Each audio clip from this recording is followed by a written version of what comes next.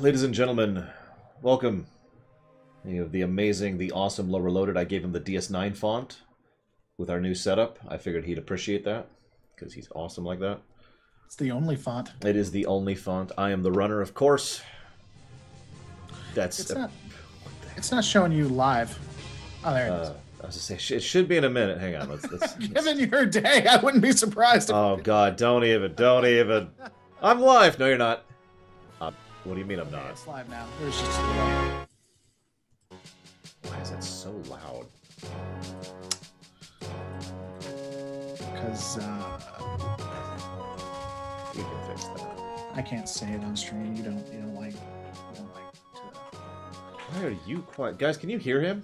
Yeah, here. Speaking up, I was just mumbling just a second ago. Can you? No, I know. It's just I've just noticed that relative to iTunes, you are in a minuscule thing, and I'm not sure if that's me, if that's Windows 10, or if that's the stream. Like, there's options here, and I need to know which one it is.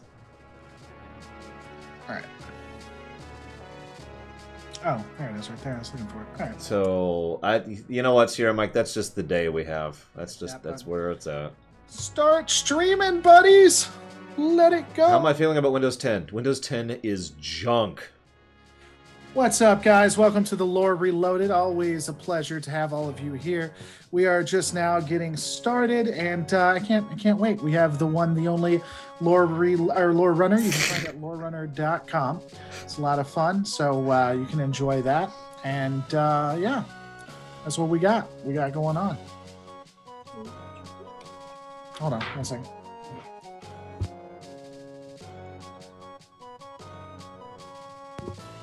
Want to say hi to everybody? Say hi. Look right there. Hi. There's the adorableness quotient for the day. It's very important to get that out. All right, so today we're going to be talking Lore Rerunner. Yeah, I like that. Today we're going to be talking about the Undiscovered Country. A film that isn't as well constructed as Star Trek II, but honestly is a film that I have trouble touching because it is such a wonderful, amazing film in my opinion. It's the only film that might challenge Star Trek II for my favorite amongst the Trek films, personally, in my opinion. And of course, you know what? I don't really like this backdrop. Does this backdrop work for you, Reloaded? Was it the StarCraft one?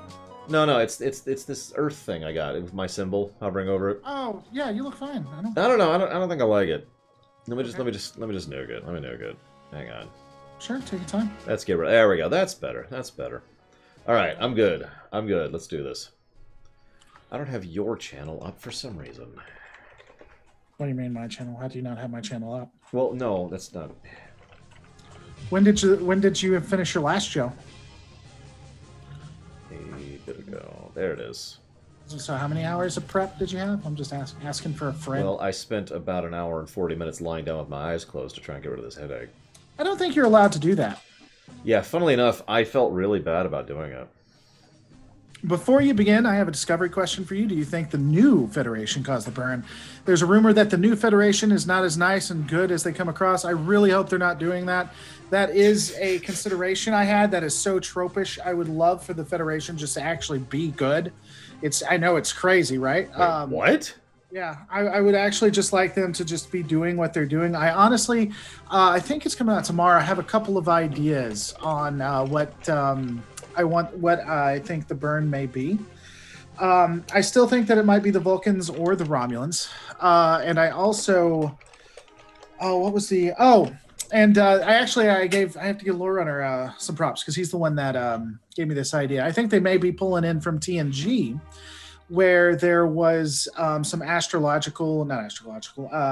issues like where it was causing tears in subspace. And I'm wondering if they're not going to combine that with the one episode where they did the Stargates before. Remember the name of that one, Runner? You know what I'm talking about, though, right? The Iconians? Yeah, so the Federation of the Iconians, that episode where they came together and had an alliance and then specifically had starships go through Stargates. No, the one where they said it was going to replace warp drive, And the wave beam of stupid. That's really stupid.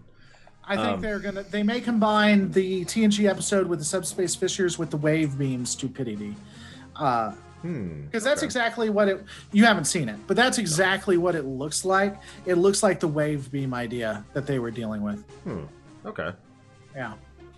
So I think that might, so you haven't seen it, but just spoilers for those in the most recent Discovery episode, they have ships, and what the Vulcans believe. The Vulcans think the Navarians now think they caused the burn, and the way they did that was dealing with basically stargates. A ship would enter into the gate and then get sent off because they're running out of dilithium. And so I think they're going to combine. I actually would love that. I hope to God it's that compared to the Federation doing something. Now here's okay. Can I do one more thing? Because I know we're supposed to be talking about. Go for it. Here's what I think, and I'm just going to put this out there. What if the Vulcans did it realizing, because the Vulcans said one of their issues is that the Federation was becoming too large, that it was starting to impose its will upon individual members, making them do what they didn't want to do. That was one of the reasons why the Vulcans were even doing this research that they didn't want to do. Hear me out now. What if the Vulcans did this, but they didn't mean for the burn to happen, but they did this as a way to sabotage the efforts to knock down the Federation, to try to get them to back off, and then it just blew up in their faces. I'm just saying. Just saying. Something to think about. I haven't seen Discovery, but I still think the Dominion makes the most sense. You think the Dominion did it? I don't think they're going to bring in the Dominion. I don't think they're going to bring in the Dominion at all. But I still think it makes the most sense. Right. Yeah, because they don't like DS9 stuff. They just don't. You can quote me on that, by the way, his viewers. If it ends up being the Dominion, which it's not, because it's not going to be, but that is actually my theory. I wish they'd bring it in. I really do. I don't know. Guess we'll have to see though. So yeah, you still getting it set up? They can't see you playing the game, just so you know. No, the game. I know the game's not even running right now. Oh, okay. I was gonna say it's just the StarCraft background. Going a bit tinfoil now, but has anyone given thought that the Borg are involved? I don't think the Borg. That doesn't seem like something the Borg would do. That's a waste of resources. Also, he and I are in agreement that the Borg aren't really short-sighted. Like, they don't do short-term solutions; they do long-term solutions. And permanently damaging the terrain is just very not Borg. It's not how they work like that. Right. Well, and even, I mean, again, resources, the individuals, and we even had this conversation. This is going to be it. We're never going to talk about Undiscovered Country. The Borg don't want to kill everyone. They don't really want to cause harm in that way. They want to help everyone, and they're not above destroying people if they need to get to their end cause. But if they can save people, they will, and there's no need to do that. That's an extreme. And it would be a waste of life, which would be resources, and I just don't think they do that.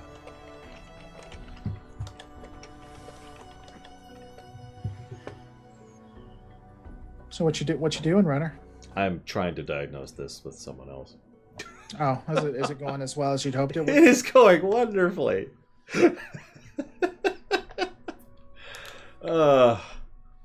KO, now let's talk about the mother freaking pump hand. I don't know what a pump hand is. I think he meant pimp hand.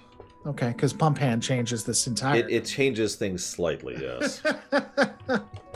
Then how did you know to say it that way? Max Matthew asks. How do I know what way? What are you talking about? Before season 3 started, I hoped that the burn would be a Borg resurgent. No, there's... Borg. The Borg are one-offs ever so often, if that. The reason why the main reason why the Borg suck in Voyager is because there's no way to write the Borg like they're written in TNG and have them as a reoccurring villain. Not unless you want to change the way Voyager is done massively.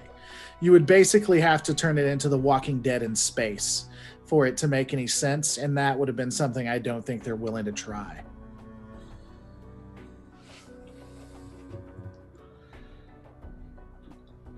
Could be the Q. Why would the Q do that? That serves no purpose for them.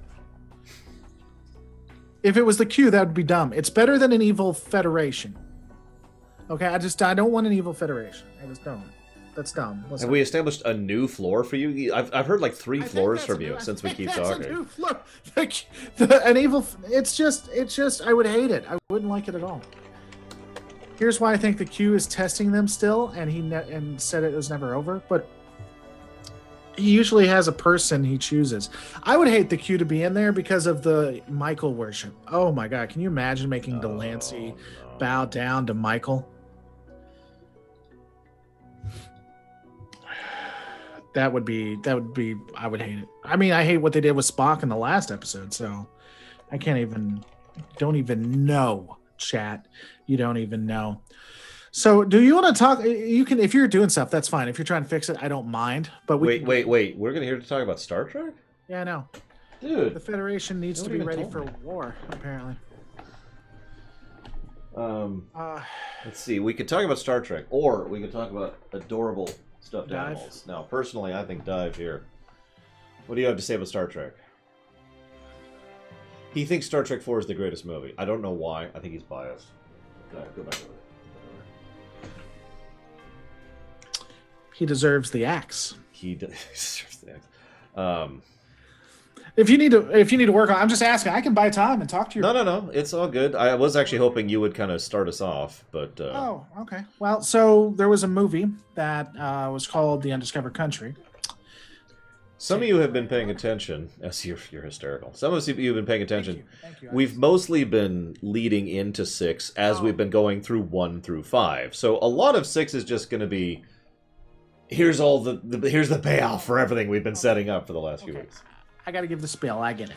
I understand. I misunderstood. By the way, thank you for realizing I'm hilarious. I work really hard on my humor. It means a lot to me coming from you. So, thank you. But yeah, we're doing the Star Trek rewrite for the Undiscovered Country.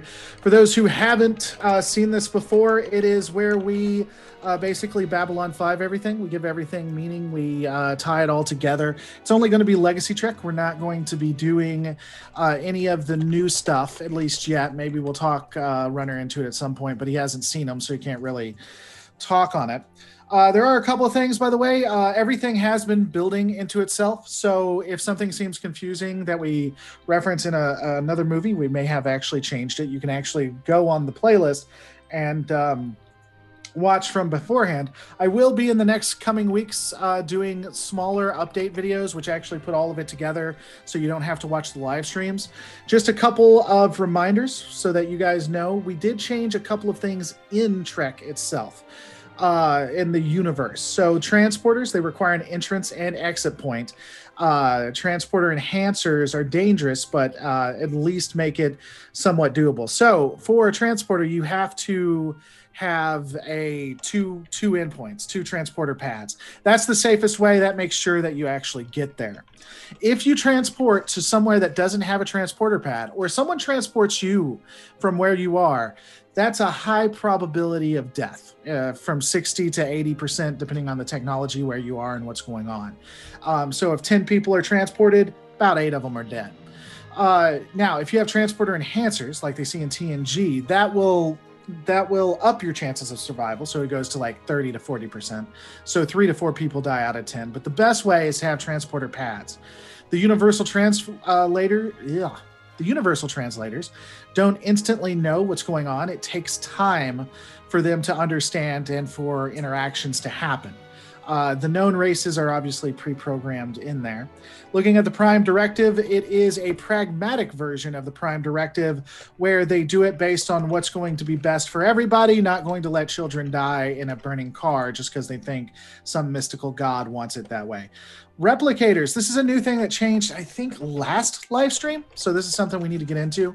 Replicators can replicate certain things, but it doesn't exactly work like we've seen in the past. And this one you may need to help me a little bit with. The idea was there's tiers. So like there's really, really basic stuff you can replicate. without too much issue. For stuff below that, they have like the protein resequenced things or the specially constructed stuff, which they actually make somewhere else. They don't make that live on the fly. And then there's just stuff you make the old-fashioned way. So most of the things, so they have still kind of solved the resource problem on a large scale, on a grand scale. They don't need for water or base elements, but in order to actually physically make something, they still need to have a manufacturing process, which effectively isn't the replicator. Holodecks run on the same power source because that was stupid for Voyager to do that. That was always stupid. They are all in the same physical place, and they're not going to have no malfunctions, apparently. Klingon honor is basically what you see in Undiscovered Country. You don't have to be a warrior to have honor. What you do for the Klingon Empire. So, for instance, if you're a cook and you cook as good as you can, or you make creations that are loved across the Empire, then you have brought honor to your family. Consoles don't explode. The actual area explodes. Time travel doesn't exist. In the 22nd, 23rd, or 24th century, you can't jump in a bird of prey and decide to go wherever you want. Now, all of these have pragmatic reasons that are within the stories that we're telling. We didn't just change them to change them. So you'll be seeing them exist throughout, and there are exceptions to them.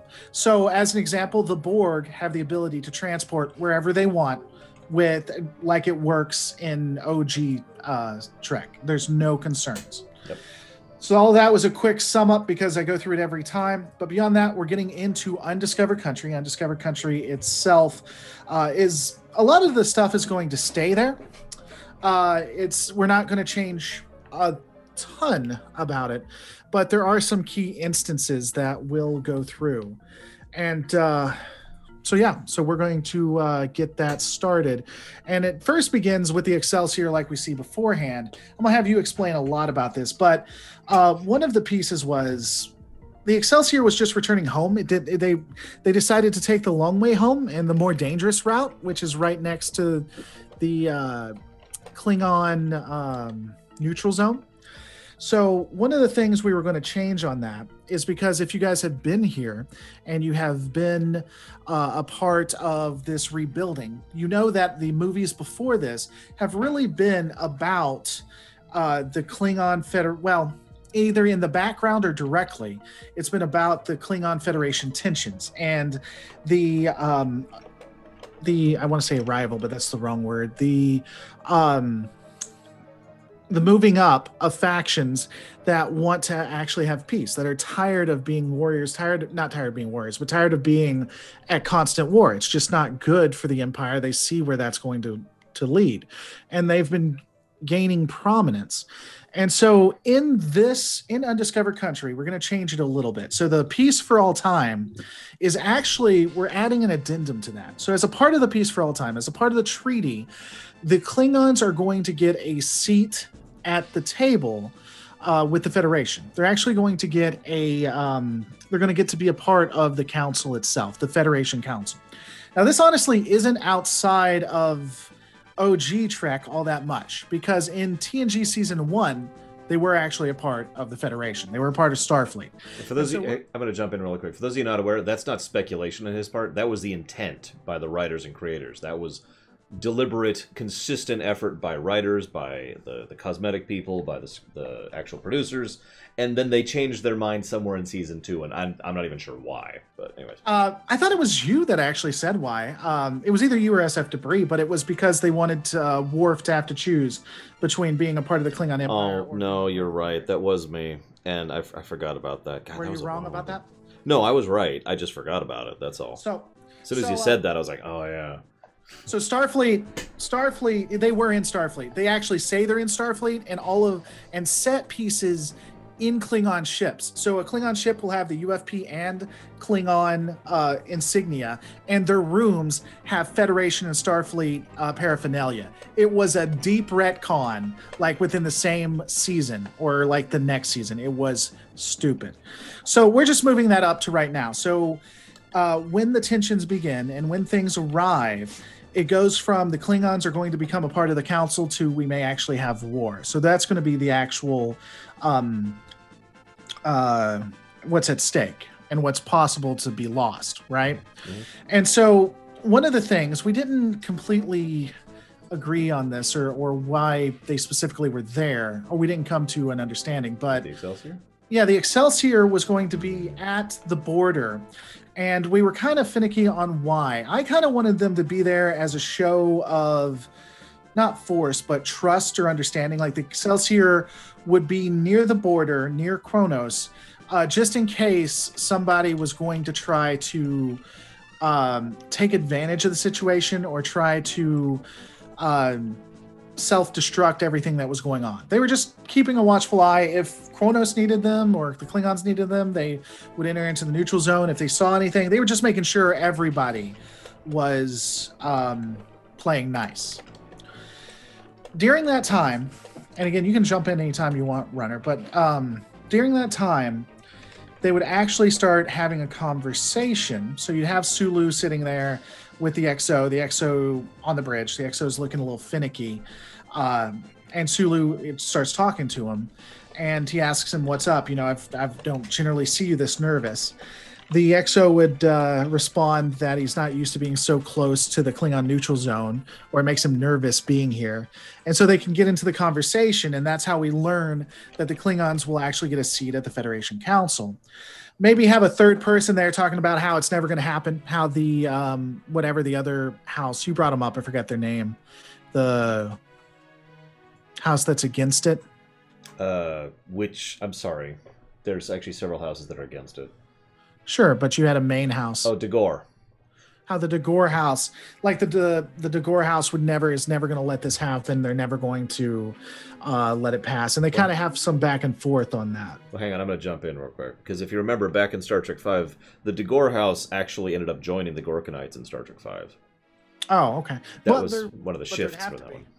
Or would it be, we could have the, but you don't like using them, the, who are they? The Duvas? Oh, the Duras. Duras, yeah. Or a house. We'd have to have a specific house, a specific enemy.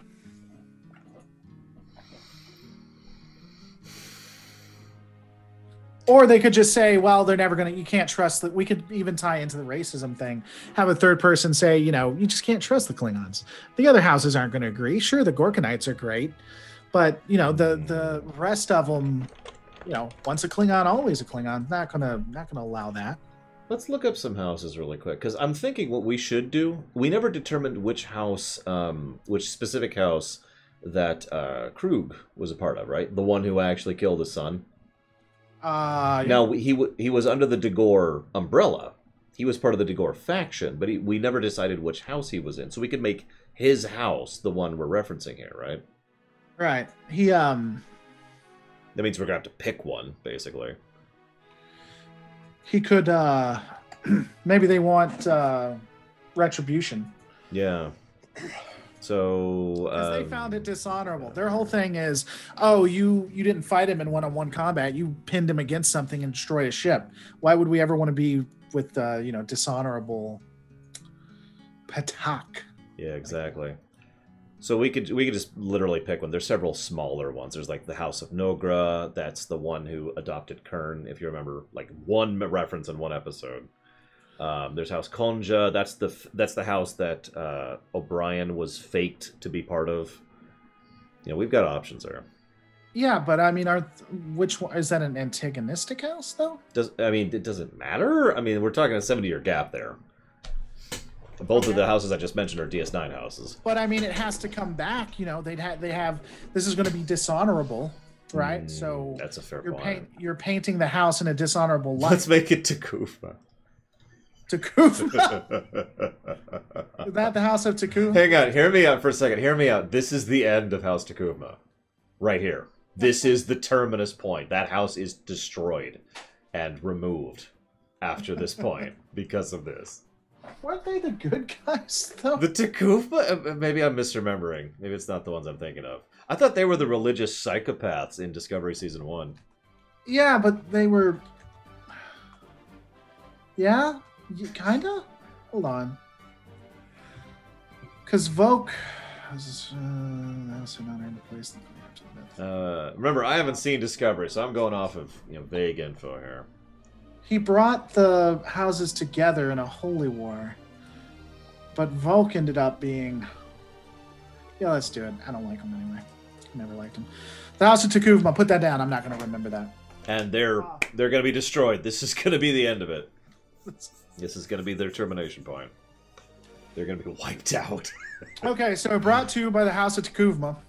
Yep. I wonder why people think I hate It's my fault. I lead them this way. I'm sorry. the House of Takuvma. So what else? There was something else that was going to happen during that.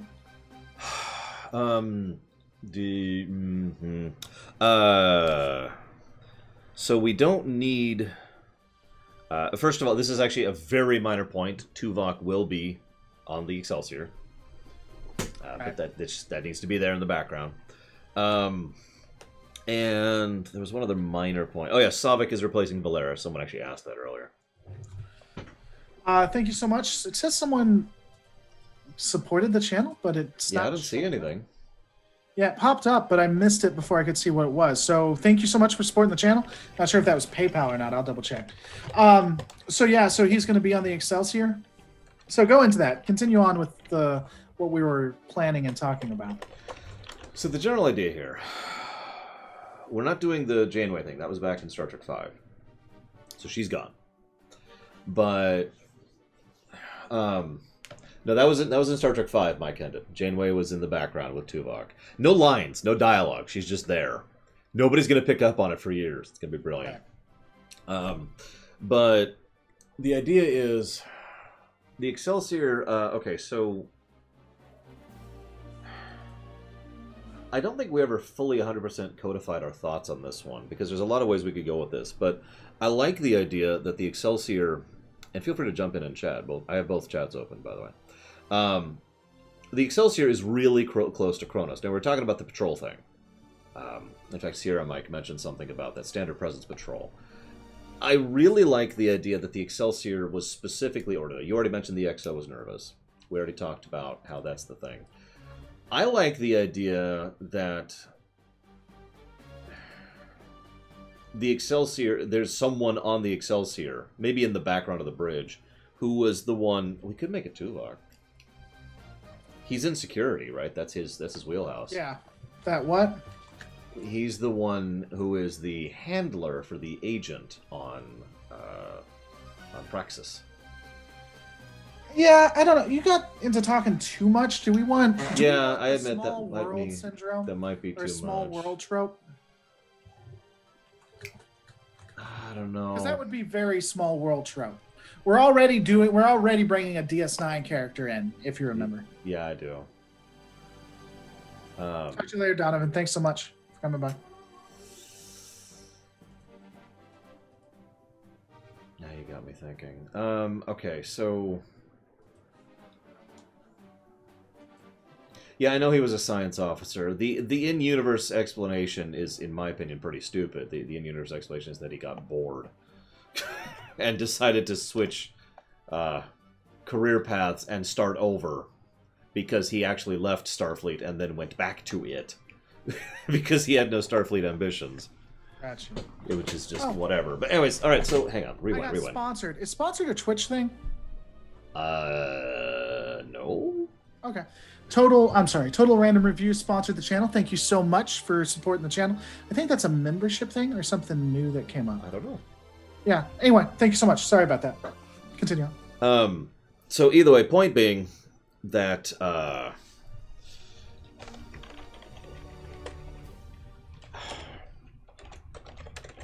damn it, I can't talk and type at the same time. I'm good at multitasking. I'm not that good at it. But you can play video. I can play video games, but I can't right now because of issues. So that's fun. You are much worse without playing video games. It is. It helps me concentrate. This is part of why I do this. All right, I'm gonna just. All right, so it doesn't have to be Tuvok. There's the handler. He's communicating. He's in the background. We hear little snippets. I forget what it's called. It's the audio thing where you dump the audio in later.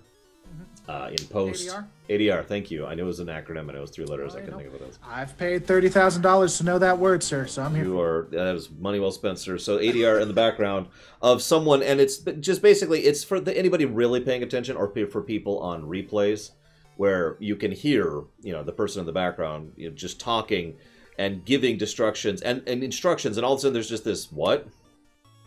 And maybe like the line, what do you mean it's gone unstable? And that's when the explosion hits, right? That's when the first shockwave hits. I thought it was... So are they secure? Are they a part of... So here's what I'm thinking. I know that... Let's rewind a second. So I'm going to reveal something. Is that okay with you? Well, since I don't know what you're going to reveal, I'm going to tentatively say yes. All right. So we wanted Praxis to be destroyed by Section 31. Okay. So that was going to be my question. Is that going to be... the Section 31 operative, because they would have known about it. Yeah. See, here's the thing, though. I've been thinking about this as I processed my thoughts, and I kind of like the idea a bit better that they weren't. That they were trying to make things better. That they were actually trying to help. It had to be. It doesn't actually have to be Section 31 at this point. It could just be Starfleet intelligence, right? Right. But they were specifically trying to assist. But because so many members who are in so much power in the Klingon Empire would still not be cool with Federation personnel being on the moon of their homeworld, they still had to do it on the down low, right? Mm-hmm. And then it explodes, and we never actually explain whether or not that was sabotage or a screw-up or what. It just goes boom. And now we have our dilemma. What do you think? Because ironically, this will accomplish what we were thinking about. Because the whole idea we had was that Section 31 was playing cold calculus. Let's knock out a huge chunk of their resources, and they will be forced to adapt and connect to us. I like the idea here that instead we were trying to help them. It's just we were helping them in such a ham-fisted and terrible way because of politics that we couldn't help them in time. If we had been... So the idea here, my thinking, is that thematically, if the Klingons had opened the doors and the Federation and their superior tech could just walk in and fix things, it would have been fine. But they couldn't, because politics, because Klingon, because House. So instead, they couldn't fix it in time, and we have our Chernobyl. That's what I'm thinking. It's funny. We wouldn't have it in here, obviously, but there's also a Lower Decks... reference you could do, because it's like, wait a second, what's happening? Or it's going unstable, then you see it explode, and then in the same earpiece you said, we are so getting fired. Just in the background. That actually happened in Lower Decks. Spoilers, but they did something that caused massive amounts of damage, and they're just looking at it, it's like, we are so getting fired for this. So you have that in the background. That'd be great. It's goes completely against what we're trying to set up when it comes to a cinematic point. It completely breaks the tone, but still. It would be funny though. No. We're in the background. I don't want to tell him. What do you mean tell him? I'm not telling him. I'm not telling. Tell him what? What's telling? How many? Do you think they saw that? Oh, okay. Anyway, it's horrible. They might have. Anyway, so what do you about you guys in chat? What do you like better? Deliberate sabotage, or we tried to help, but we were chopped off at the knees? So, yeah. I mean, I've always personally believed, and I know he actually disagrees with me on this. I've always personally believed that Section 31 are inherently good. It's just they are as good as the universe allows them to be, as opposed to in the rest of Trek where they're good guys and then reality just kind of bends to their will, right? What do you mean by... What do you mean by good? I think they're pragmatic. See, this is what I'm saying. He disagrees with me on this. It's great. I think that's different from being... Can you tell me what's good about killing people, specifically, if you can walk me through that? If you could kill Hitler, would that be a good act? I don't know. Has he caused damage before or after? That's a good question. So let me know. Tell me where we are in the timeline. I'll tell you whether it's a good act. Because if I might be so bold, killing Hitler after is simply a conclusion. Killing Hitler before is prevention. Right? Does it matter how old Hitler is? Yeah. Not really. No. Okay, so you're all for taken care of. Listen, maybe. I am totally just with need that sound Deadpool clip. on this one. No, I don't. I'm with Deadpool. I want you to say it. I need the clip. Deadpool. No, I need the clip. So I just need you to say, I, Lore Runner, would take care of, because there's a child in here, baby Hitler. Take care of. I love that. But not take care of. I need you to say what you'd actually do. Got it. So, Deadpool. Did she just say what I think she just said? No, what'd you think? What'd you say? Take care of it. Take care of it? Yeah. Okay, that's not what I heard at all. Oh. What'd you hear? I thought she said she's going to kill him. Is what I thought she said, because she slurred the words just a little bit, you know. No. So, but I mean, no, I mean it's pragmatic. I mean they take. Oh man, okay.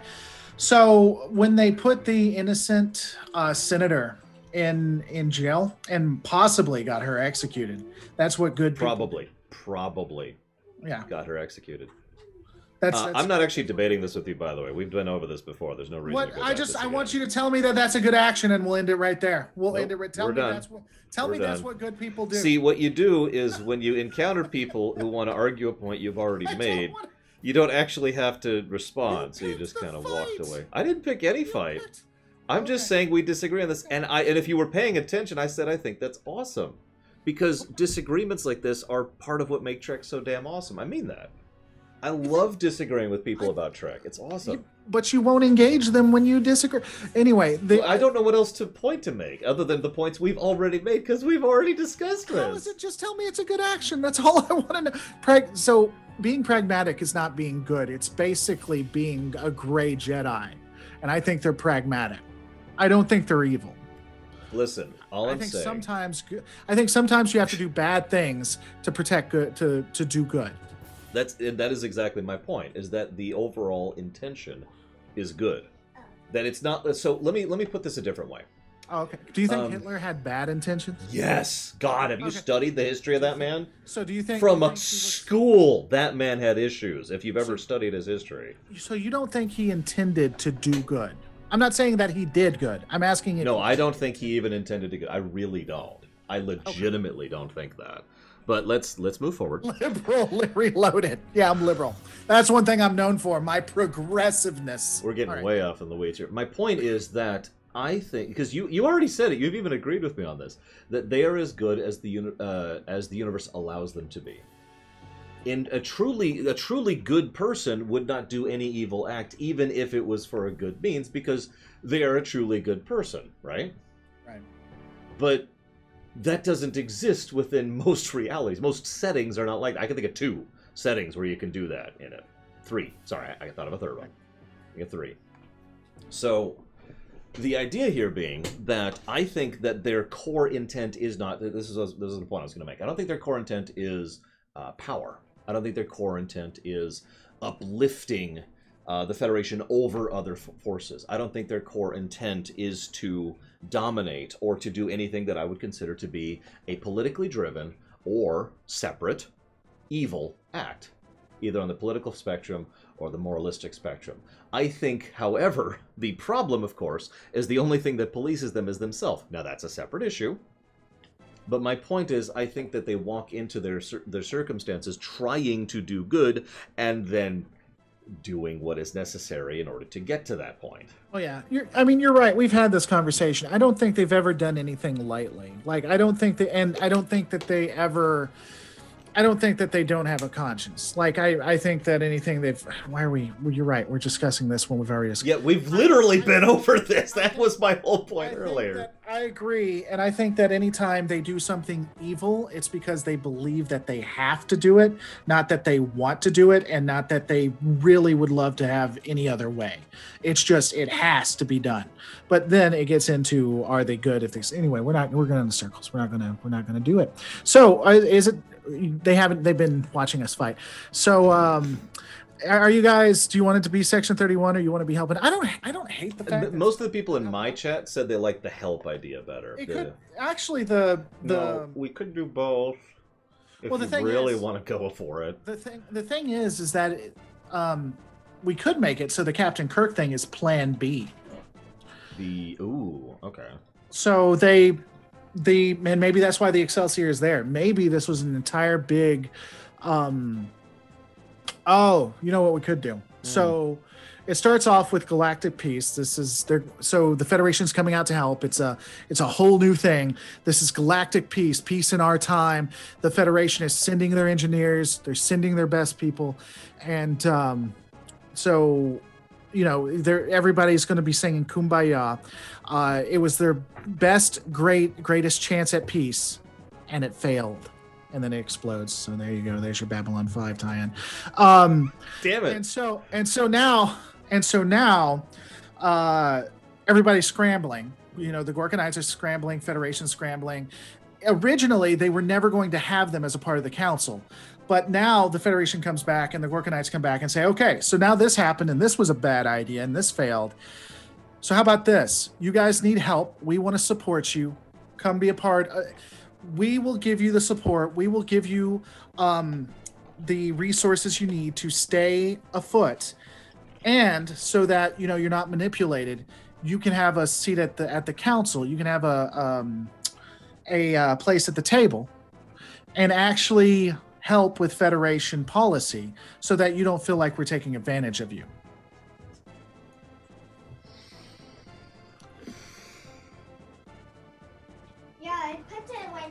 Together. It does put it all together. Thank you. She knows better than I would. I'm trying to help you. See, she's trying to help us. She's doing a good job. Tell her she's doing a good job. You're doing a good job.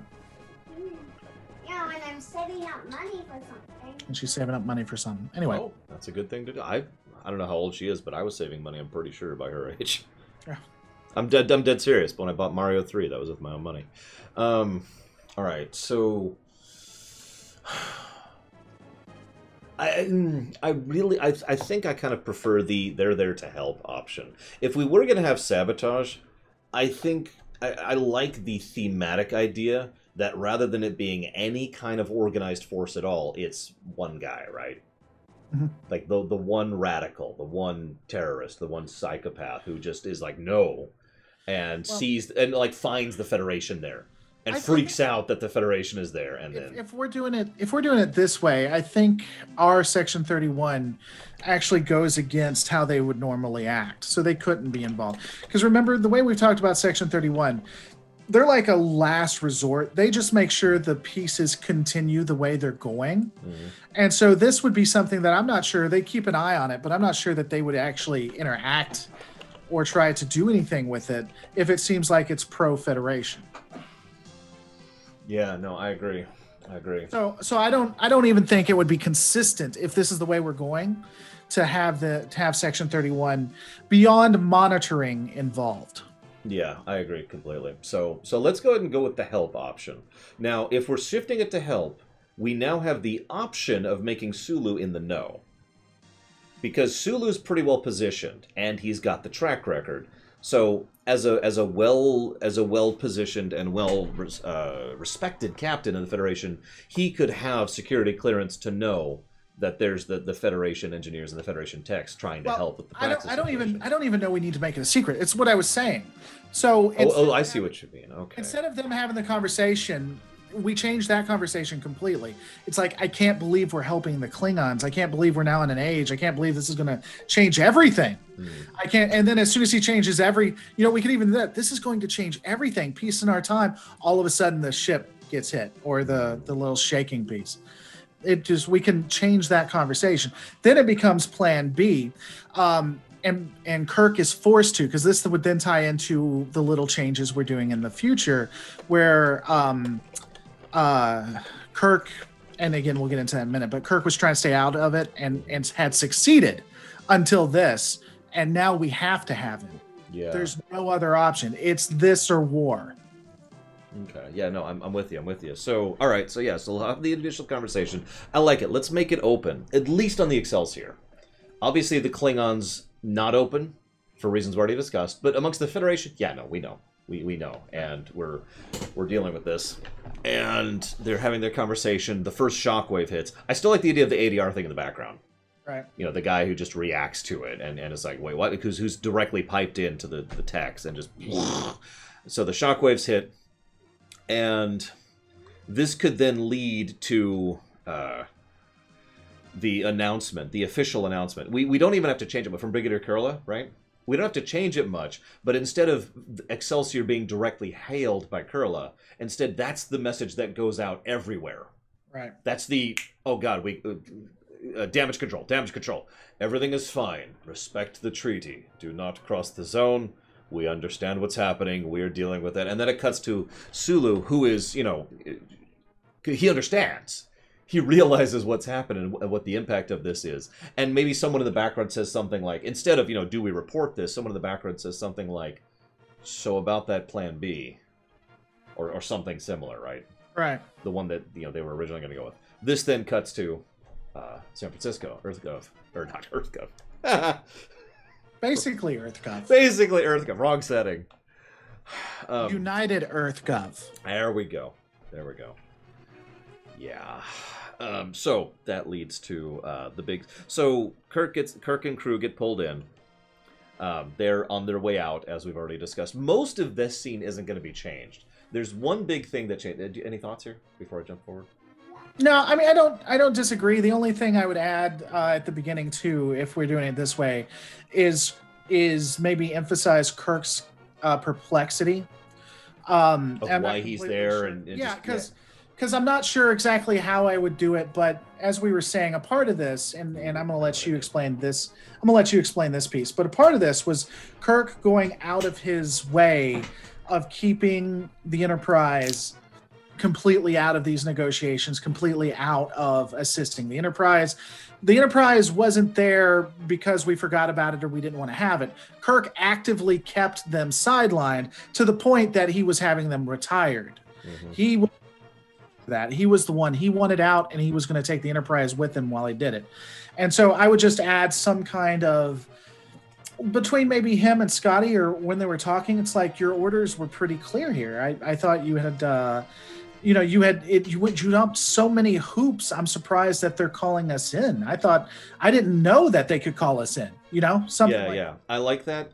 What I would probably do is I would do a two-step. So I would have Scotty be the one basically giving the dump, right, to him. Obviously, Uhura's not there, and or Sulu, and as that Scotty is doing that, Kirk doesn't respond, not verbally.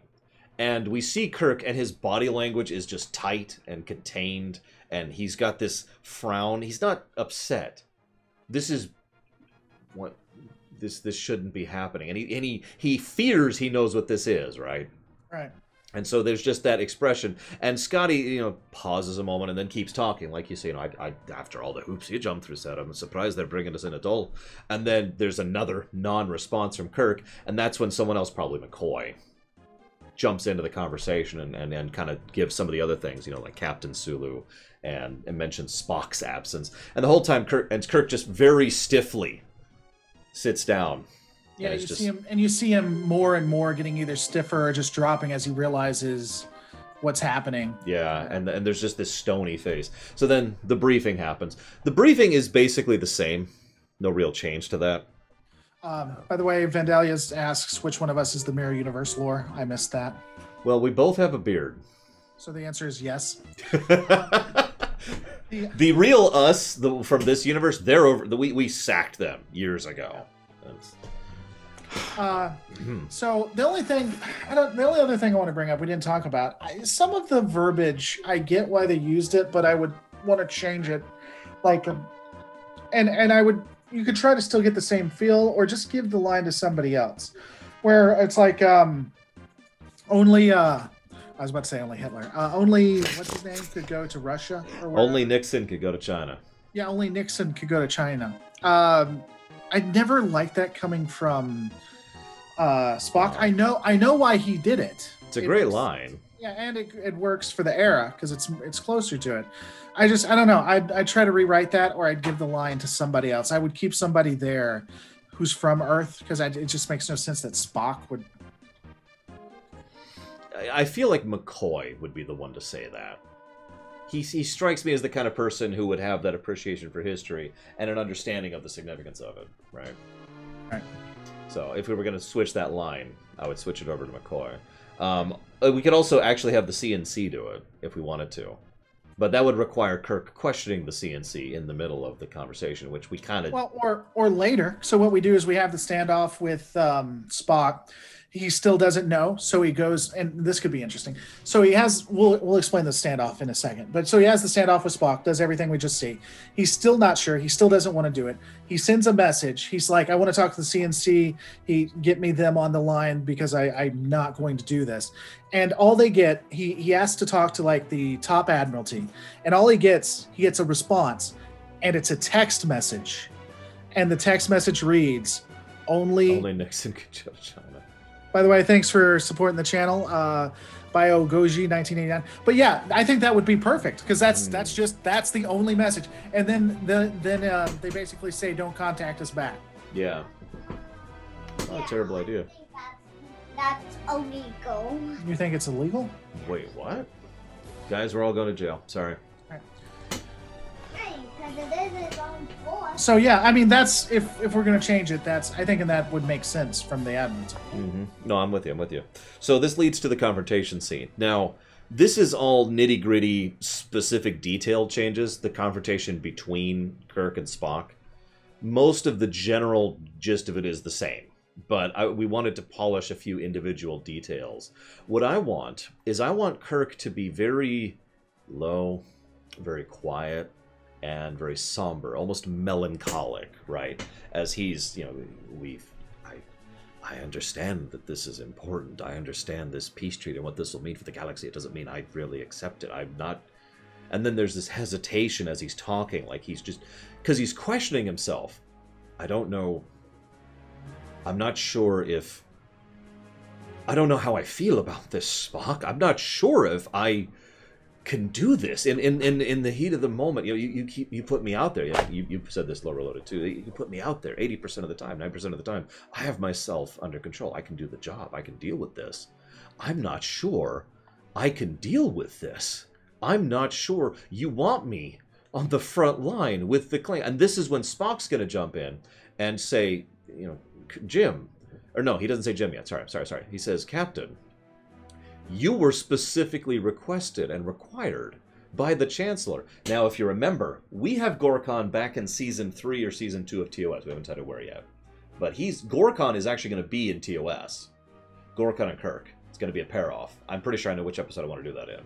And also, the Gorkon respect for Kirk specifically, and Kirk's respect for the Gorkonites have been a recurring element we keep bringing up in Star Trek 1 through 5.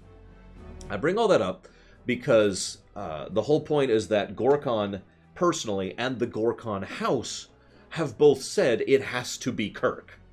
He's the one. He's the point man that we all respect.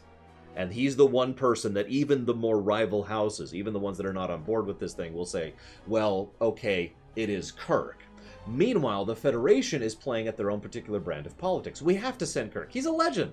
If we send anyone else, it would seem like an insult. We have to send our big boy. We have to send the biggest name we have, because otherwise it's just not going to be taken seriously. So both sides are mandating this. And now Spock, in much more eloquent manner, explains this to Kirk. He probably does so in a manner of slight confusion, because he knows Kirk knows this. This is when Kirk is just, he's down there, and Kirk is just been getting quieter this whole scene, until finally, in a very, very quiet voice, I'm a soldier. That's funny you say that, Bio-Geo. I was gonna actually, or Bio-Goji? I was gonna quote a similar thing. I'm a soldier. I'm a diplomat. I'm not sure. And then this is when Spock will do something. Now, viewers can interpret this how they will, but the intention here is that Spock is going to reach out to his friend. Up till now, he's been kind of pushing the professional angle. This is when he will say, Jim. Reaching out to his close friend, his Nakama, Jim. They are dying. Now, the reason he does this is because he is reaching to the one thing he knows Kirk espouses above all other things, his morality. Kirk will always put his morality before everything. Like, all the captains have something at the top of the priority list. And for Kirk, it has always been his personal sense of right and wrong. So he reaches out to Kirk with that intent. Jim, They are dying. And that is when Kirk is going to respond. And remember, he's been quiet this whole time. He's going to just practically shout, let them die. And it just comes out in that kind of stilted, almost like he's choking back the words. And he's shaking just a little bit as he says it. The idea here is to get across this idea that he may or may not actually mean that. But in the heat of the moment, he cannot help but say that. Which is Kirk's point. Yeah, I mean, and we were even talking about it where there's a pause between them, like both of them are startled. He's even startled that he said that. Mm-hmm. And that's where he resets. He says, and he could even say that. He's like, I don't even know if I meant what I just said. This is why I cannot do this. Because I can't tell you if I was just frustrated or if I really want to watch them burn, you know, or something to that effect. And either way, it ends with, Spock, who at this point is more than smart enough to have realized everything that I just explained to you. Spock just says quietly, with a very calm but gravely tone, there is no other choice at this point. So that then leads to, okay, so they go up to the ship, and they head out, and we meet Savik, who's back. Because it's Savik. That's the big thing. It's Savik. Savik has her scene with Spock. Spock mentions how he is stepping away from Federation service. He's going to walk into something else. And he has, the connection between Spock and Savik has been something we've been pushing for the entire series. So, the idea that Savik is going to, he wants her to succeed him to be this new Vulcan member of not only the Enterprise and its crew, but also part of Starfleet, yada, yada, yada. That big scene doesn't really change much. All that really changes is the actress and the name. We also see the scene with Kirk, which again doesn't change. There's no reason for it to change. I've never trusted Klingons. No, and I never will. I'll never forgive them for the death of my boy. That line is fine. We don't need to change that. Because again, the point is made that he is not even sure if he means that. He is just speaking out in frustration to his personal log. That's kind of the point of that. It's a venting point, right? And if you remember, in the actual film, he then adds, I forget the exact dialogue, but it's something along the lines of, Spock tells me on the verge of a new history. How can history ever get past people like me? Which gets across the point that he himself, and again, this is in the film itself, he himself is not wanting to be a part of this because he recognizes that he doesn't want it, even though he recognizes it's a good thing and it should happen. Della. Kronos 1 shows up. And then you wanted, before they had the official meeting, there was going to be a meeting between Gorkon. I haven't decided where I want this, but yeah, I want there to be a more personal meeting between Gorkon and Kirk. Because remember, they actually met back in TOS. Right. So, you could have, it where, I guess maybe before the official meetings, Gorkon requests a private conversation with Kirk, because he's excited to see him. He's excited to be there with, excited is whatever, Klingon excited. Enthused. Yes, he's enthused. And because that was your scene, so you want to, I know you did the last one. No, it's fine, it's fine. So what I want is, again, this would be a very quiet, personal scene. The idea, I would probably have Kirk, I picture something like 10 forward. There needs to be a bank of windows, and it needs to be larger than just a meeting room. And so Gorkon comes in, and it's David Warner, sorry. And then suddenly a ton of money gets dumped on Low Reloaded's face. If you want to say. Oh wow, I didn't see that before. Thank you, Biogoji. That's really awesome. He's not from your channel? Nope, I don't recognize the name. Oh, thank you so much. That's awesome. By the way, if you want to send a message to me at james@lorereload.com, that can actually fund something that I'll do for you. Say thank you. Thank you. Say we're going to go buy toys with that. Oh, that's so We're cute. going to buy toys. Yeah. We're going to actually buy toys. What? Yeah, I'll actually use that to get toys. I wasn't joking. Oh. There you go, Bio. You just bought her some toys. I heard that all the time, so I heard it when he did that. Ding. You hear the ding? All right, go play, baby. Love you. All right, so, you were saying that. The only thing I want to add before you finish is that he comes in enthused, and then throughout as they go, the way Kirk acts drains him. He just slowly drains. So he almost leaves the same way Kirk came in. I'm still frozen. I'm waiting. I'm happy to see how far this goes. I could keep doing this for quite a while, but let's not do this. It would be boring to the viewers. So, what? I think I can make some money off of it. Slowly grab here. I'll have my own assistant. I don't have an adorable girl. I just have Dive here. So, Dive, I want you to help me explain this extremely serious scene. Okay. So what's going to happen? No, I'm not actually going to do that to you guys. What's going to happen here? Gorkin comes in, and there's an energy to him, right? He's just Captain Kirk. It is bracing to see you again, and he's grinning, and he's just and he reaches forward his hand, and Kirk turns, and Kirk is a lot more dour. He reaches out, he does shake the hand. He's not that far gone, but thank you. And the demeanor pulls him down, and Peter David. I keep saying Peter David. It's David Warner. Sorry, David Warner. Both excellent people for totally different reasons. One's a writer, one's an actor.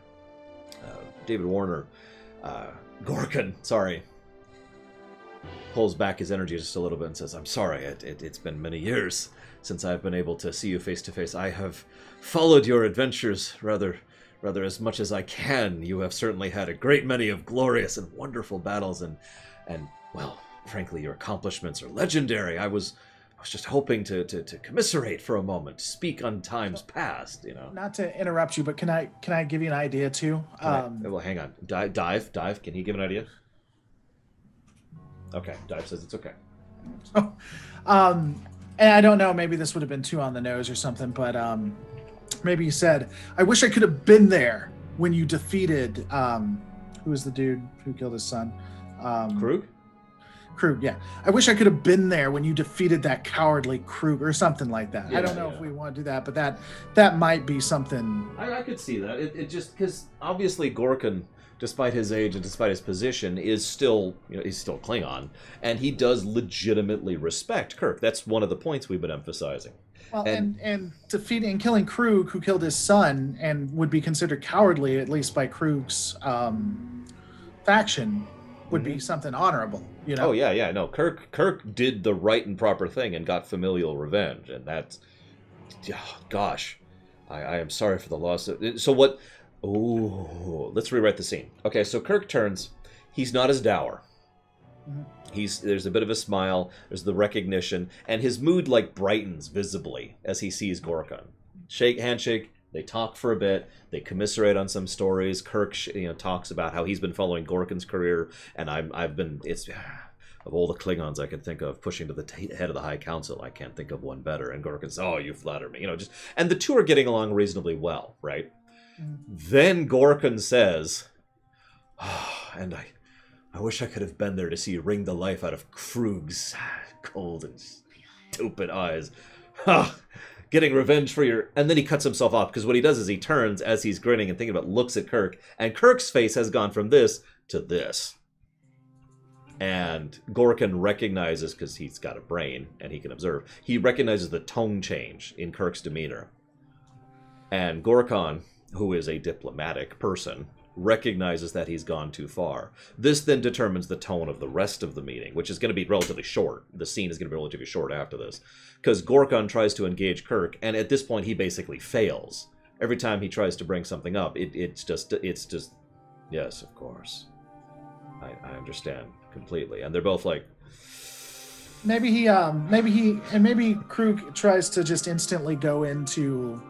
Maybe he realizes he messed up, and then just it just becomes operational, where he's like, so I have all the meetings been gotten, or have all the, is everything taken care of, type thing. And so as the two, and what eventually happens is Gorkin realizes that this conversation is over, and he turns to Kirk. He doesn't apologize. Not only is that not a Klingon thing, but he thinks that would be a disservice to Kirk. Right. And the memory of his son. So instead, he turns to Kirk. He doesn't shake his hand this time, by the way.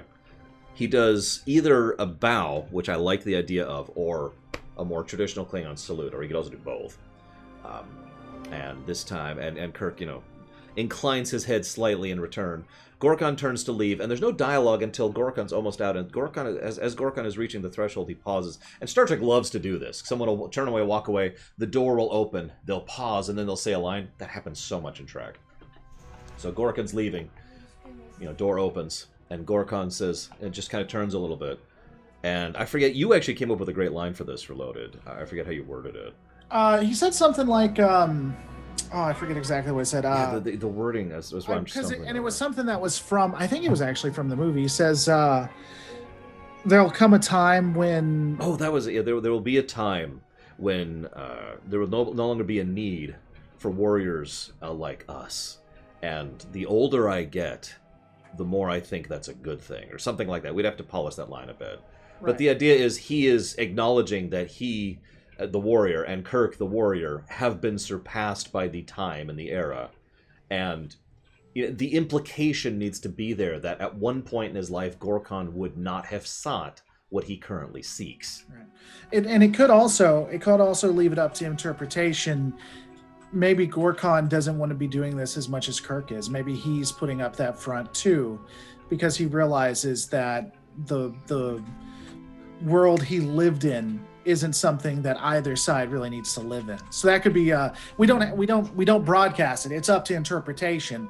But if that scene to me would make me wonder if Gorkon was even wanted to be there. He has a mask as much as Kirk does. And then once he messes up, once he goes back, like that could even be the thing. He goes back to his warrior age. You must have wrung the life out of him. It must have been glorious to take that person. And then he realizes that's the old past. That's something that I used to be. And then he drops the mask and he says, this age is changing. It should die. And but again, I think that'd be good for interpretation. So that's the insert scene. You'll notice we're not doing many broad changes to Star Trek 6 because the broad strokes of 6 were great. There's just not really a need for structure there. This then leads to the dinner scene, which, again, couple individual changes. This is also when we see Chang again, if you remember. Chang was actually brought up previously. Oh, we missed one piece. Oh, what's up? What did I miss? So the one piece we missed is, we have the dinner. Before that, they have the beaming aboard of everybody. And in the background, I'm going to love this. So, not in the background. So right next to Gorkon, as they beam up, you have a very young teenage officer right next to him. And Gorkon says, Kirk, Admiral Kirk, I very much want you to meet someone I think will play a large role in this new era. Would you meet warrior, lieutenant, whatever the Klingons probably not even lieutenant, like below that. Yeah, but I mean, I don't know what their structure is. I don't remember what an ensign is in Klingon either. Yeah, but whatever. The ensign version of Martok. So you have Martok there, a very young Martok. And what'll be interesting, and you'll see this is going to be more in DS9, but I kind of want to break the veil there. Once the Chancellor dies, we're not going to go into it just yet, but once the Chancellor dies, Martok, who had this promising career, is actually going to go down, and then it's going to be kind of a redemption era for him in DS9, which I think will be really interesting. Let's go with Beck. That's basically enlisted rank. So it's bare bones, bottom of the rung, right? So this is Beck Martok, but he says he's going to play a vital role in our new future. It's going to come a time when this is going to be where it's at. And so then we get to that, and we still have the racist pieces to it too. Like I hear the new Klingon versions, whatever. Yeah. Anyway, Martok. So we have the Martok scene. We have the dinner scene. Martok wouldn't be present at the dinner scene. In fact, he basically wouldn't be present in the movie at all. And the real reason that he did that is just to give him that prestige, I think. That's why Gorkon did it. Yep. Martok now met the Admiral Kirk, one of the warriors, and that gives him prestige as he goes up. He's not playing a vital role. It's just kind of a cameo and to give him that prestige to build up. So dinner scene happens. Very few minor changes, just a few polishing past things to restructure a few things. I'm not sure if we should keep the Hitler reference. Now, the reason I mentioned that, though, is because on the one hand, it fits perfectly, because again, it's an outburst that he didn't mean to say, that he lost control of himself for a second there, right? You know, we need breathing room, Earth, Hitler, 1938. And he says it just so smoothly that it could still fit. On the other hand, we could tone it down a little bit, make it a little more understated. So Kirk just has more of a non-verbal reaction or non-vocal reaction. Just, we need breathing room, and Kirk just kind of goes and reacts to that and catches himself this time. Right. I'm not sure which I like better. It doesn't really matter. It's, again, this is all really minor. Well, here's the thing. Here's the thing. Because in the movie, because I rewatched it recently, in the movie he actually steps up, and he while he ultimately starts out with hating the Klingons, he actually handles it very well. He was the person for the job, even though he thought he wasn't. I think we should still keep that, because remember when we get to the scene where they think they fired on the ship, and so the ship is turning around, getting ready to fire on the Enterprise. He steps up and does exactly what he needed to do. Oh yeah, he nails that. We surrender. I'm coming over. Yep. And that was the correct move on basically every level. But that's what I'm saying. So, like, during these times when there's not a lot to lose, when it's not as critical, especially with Gorkon, who we've established knows that he's just not in a good place right now. These little slip-ups, I think, are good and add to it, because is he going to be able to do it? And then when it comes time for him to actually take the stand, he does. Yeah. He does what needs to be done. Okay, so on that basis, I'm fine with leaving the Hitler reference in for exactly the same reason you just mentioned. Like I said, it was a minor polishing nitpick anyways. But yeah, in that just kind of general, casual, not on the record dinner, right? Perfect sense. They've got the ale. We still have the excessively loud song. We still have the scene where people from both sides have trouble getting along with the people, just on basic manners, like literal basic table manners. They're having issues getting along with them. We don't have William Shatner eat a bunch of the dyed octopus and then throwing up for like $20. I forget if it was octopus or squid or whatever. You know what I'm talking about. We have a long way to go. And Gorkon has that phrase. I would probably eject it entirely.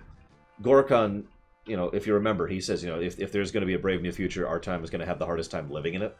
Right. I'm okay with ejecting that line because we've effectively already said it in the earlier personal scene. Right. That's where I got that from. Yeah, so what I'm thinking is Gorkon should walk up to Kirk, professional, and then there's just this moment, like a 1 second pause, and you can feel the salute there.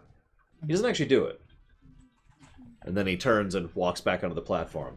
Then Chang comes over, starts quoting Shakespeare, like you do. And, do we not hear the chimes at midnight? Goes back on the ship, beams over. What then happens, and I still like this, is if you remember, everyone just is, oh God, they were terrible. They don't say this, but that's their attitude. Oh God, they were terrible. It is Spock who points out, I doubt that our behavior will be well written of as well. Right. And then, you know, it's pointing out the culture difference and the culture shock and blah, blah, blah. Again, most of this stuff is just fine in the film. Fast forward, fast forward, fast forward. We are reading an unusual neutron energy surge. I wouldn't even change that scene at all. That's just poetry. Right. And honestly, most of the immediate follow-up of that is, again, nothing. I would change nothing. Here's a quick question, just out of curiosity, and we can't go too far into it because we're already late, as is. Do you think that was done on purpose, or that was just something they noticed that the conspiracy people didn't account for? What, the neutrino energy surge? Yeah. No, I think that was something they didn't account for. I think that was Spock being Spock. And you'll notice all it did was give them a small heads up. Right. It wasn't enough to do anything. So I think that was just them missing something. Right. I was just curious what your thoughts on that were, because it didn't seem like it was a part of the plan. No, absolutely not. I sincerely doubt it. So the shot goes off. Everything. The only thing I would change is I would have a very brief scene you remember there's this part where he asks Scotty, he's like, did we fire? And Scotty's like, no, confirm, we did not fire, but according to our records, we have fired, blah, blah, blah. And then there needs to be a scene in this section, it's the only change I would have, where Scotty just pauses a moment, frowns, and kind of tilts his head like, wait, what? That's it. That's the only change. That'll come back later. So, we fast forward, you know, the Katinga turns to fire. Kirk immediately surrenders and says he's coming on board. That prevents the Katinga from absolutely destroying shields. Up, Captain. All this stuff. Brilliant stuff. So, you know, the assassination has happened. Oh, yeah, you wanted that. Do you still want to push for that? The eye thing? Because I kind of like the other eye thing better. If we don't even have to do the eye thing. Guys, do you want the eye thing to be in Star Trek 6 with Martok's eye? Because we can do it. We'll ask him when we get there. Okay, so that's going to be much later. It's going to be much later. So the assassination attempt happens. The Katinga turns. Kirk surrenders. Goes on board. And it could just be Twitch, too. Twitch has been really whatever today. That's YouTube usually that has that. It is, yeah. That's why that's so strange. I'm surprised to see it was Twitch. So I'm just playing in my head. The one thing I want to add, you'll notice that we did a lot more establishment, but we're not changing much of the result. And that's on purpose. That's very much on purpose. You know, don't let it end this way, Captain. Now has a lot more meaning now that we've done all that work back in TOS, back in Movie 1, back in Movie 5. So that line doesn't actually need to change as a consequence. And a lot of this stuff doesn't need to change because this is how we write this. We did this very much on purpose. Now, this leads to Act 2. This is the mystery act, you know, trying to figure out what happens. There are two broad changes that need to happen for this act. The most obvious one is Uhura is not there, which only changes a few specific scenes. Who would lead the security forces? I know. When she uses the thing and disintegrates in the mess hall, who would lead the security forces into what they can only assume is them being boarded or someone going crazy? And so first, we'll talk about that real quick. That is the most stupid thing I've seen, and I didn't really realize it. If you guys rewatch that scene, what they do is they use a weapon and they set it to disintegrate, which is basically kill, and it disintegrates something, and you have Uhura with two different security officers like, what's going on, guys? Where they're rushing into the door, not getting the situation, just rushing in. And then you got Scotty doing the same thing. Who's firing the thing? Not you know, you have an active gun situation, and you got the security, you got the communication officer and the engineer, the chief engineer, figuring it out because security's a little bit busy. Yep. They gotta put up some boots. Not related. Sorry, what were you saying? Anyway, no, you're absolutely right. I'm kind of agreeing with you. Thank you for the bits, Zeronali. You know the question. Thank you. The mystery really only has a few small individual changes to replace Uhura with someone else, and the big change would be Scotty. This is the major change to Act 2. The Federation is willing to sacrifice Kirk to the Klingons for political reasons. That's not changed. The Klingons are willing to sacrifice Kirk to satisfy the need for vengeance. That hasn't changed. They decide to sentence him to Ruhr Penthe rather than kill him outright. That hasn't changed. Most of these beats all fit perfectly. The only thing I would change towards that is a little bit is maybe because the Gorkonites in those houses would find it really odd that Kirk would do this, like because they would listen to what Gorkon said. They would be really surprised because Gorkon always spoke so good of Admiral Kirk. And so still trying to salvage this situation, they're the ones that get Ruhr Penthe, that he was actually sentenced to death, but they used their clout to get him to Ruhr Penthe because they knew that if he gets killed, the Federation is done. Yeah. They just slaughtered the hero of Starfleet. Yeah. There's no way. So that's the only thing I changed, is that they used their clout to get him to Ruhr Penthe in hopes that somehow this is going to work out. No, I like that, because what makes sense in my head is that there are factions or individuals in power within Halo Wars 2, I got it, within the Klingon power structure who are like, who cares, right? Who are just sufficiently pissed at the death, or maybe they were never in favor of this to begin with, or maybe they just demand it for cultural reasons, or because, you know, I could see certain Klingons who are just like, well, Kirk killed him, so he has to die. It's very simple. And I could see certain Klingons who would say, well, why would Kirk do that? Well, because a Klingon killed his son. It's very simple, and so forth and so on, right? The point being, I could see plenty of Klingons being totally cool with it, but I like your idea of the Gorkonites being like, hold on. I mean, and here's the thing, by the way, Vandalia, are we still having Worf's granddad as lawyer? Of course we are. But beyond that, the only other thing too is, and this could be another piece for debate, where the Gorkonites, even some of them seem like, yeah, he did it, and some of them are like, no. And ultimately, we get to the president who is talking about how the House saved them, sent them to Repentha, and leave it up in the air if it was a political move or if they actually believe that Kirk was innocent. Yeah. We don't have to say. It's just always left up in the air. Maybe they did it for political reasons. Maybe they actually believe that he's innocent. Either way, they saved his life. Yep, I'm with it. So, this then leads to, you know, they're sentenced to Repenthe. Again, I don't have a lot to add to the. I'll be honest with you. If you want to rewrite something at the prison thing, that one, and every time I watch it, I'm just not as interested in that part of it. I'm not gonna lie. Yeah, it's his Nicholas Meyer does his usual style, and so the presentation of the prison is great, but I admit the content of the prison is just kind of like, okay.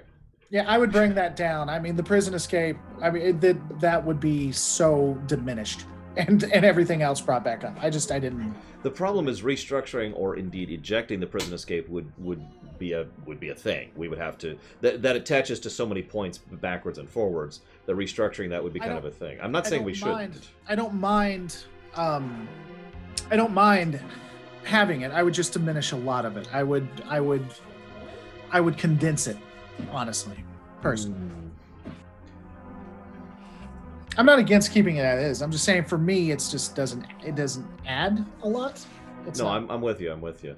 The only thing, why don't we go ahead and condense it, and let's use that filled up time later for the thing we already talked about at the conference. Right. How's that sound? Yeah. So let's condense the thing. We don't even have to show. There's this whole thing. You work well and you're treated well. Work badly and you die. And there's this whole lead up. They go in, and then they have to have the prison scene, and then they have to have the establishment scene, and then they have. Now there's two scenes I absolutely want in the prison sequence. One is Kirk talking to McCoy in the bunks. Mandatory, as far as I'm concerned, because that is the moment where Kirk really does. Like, McCoy this whole time is just like, you know, doing his usual snarky thing because that's his coping mechanism, by the way. Yes, Blue of Alex. But Kirk is being legitimate. He is actually opening his heart to McCoy here. It's like, I don't know if I wanted peace. You know, right? That whole scene, right. We need to keep that. That denouement. Or not denouement, that's the wrong word. That self-revelation. I don't know what to call it. There's a term for that. Something we could add, I don't know.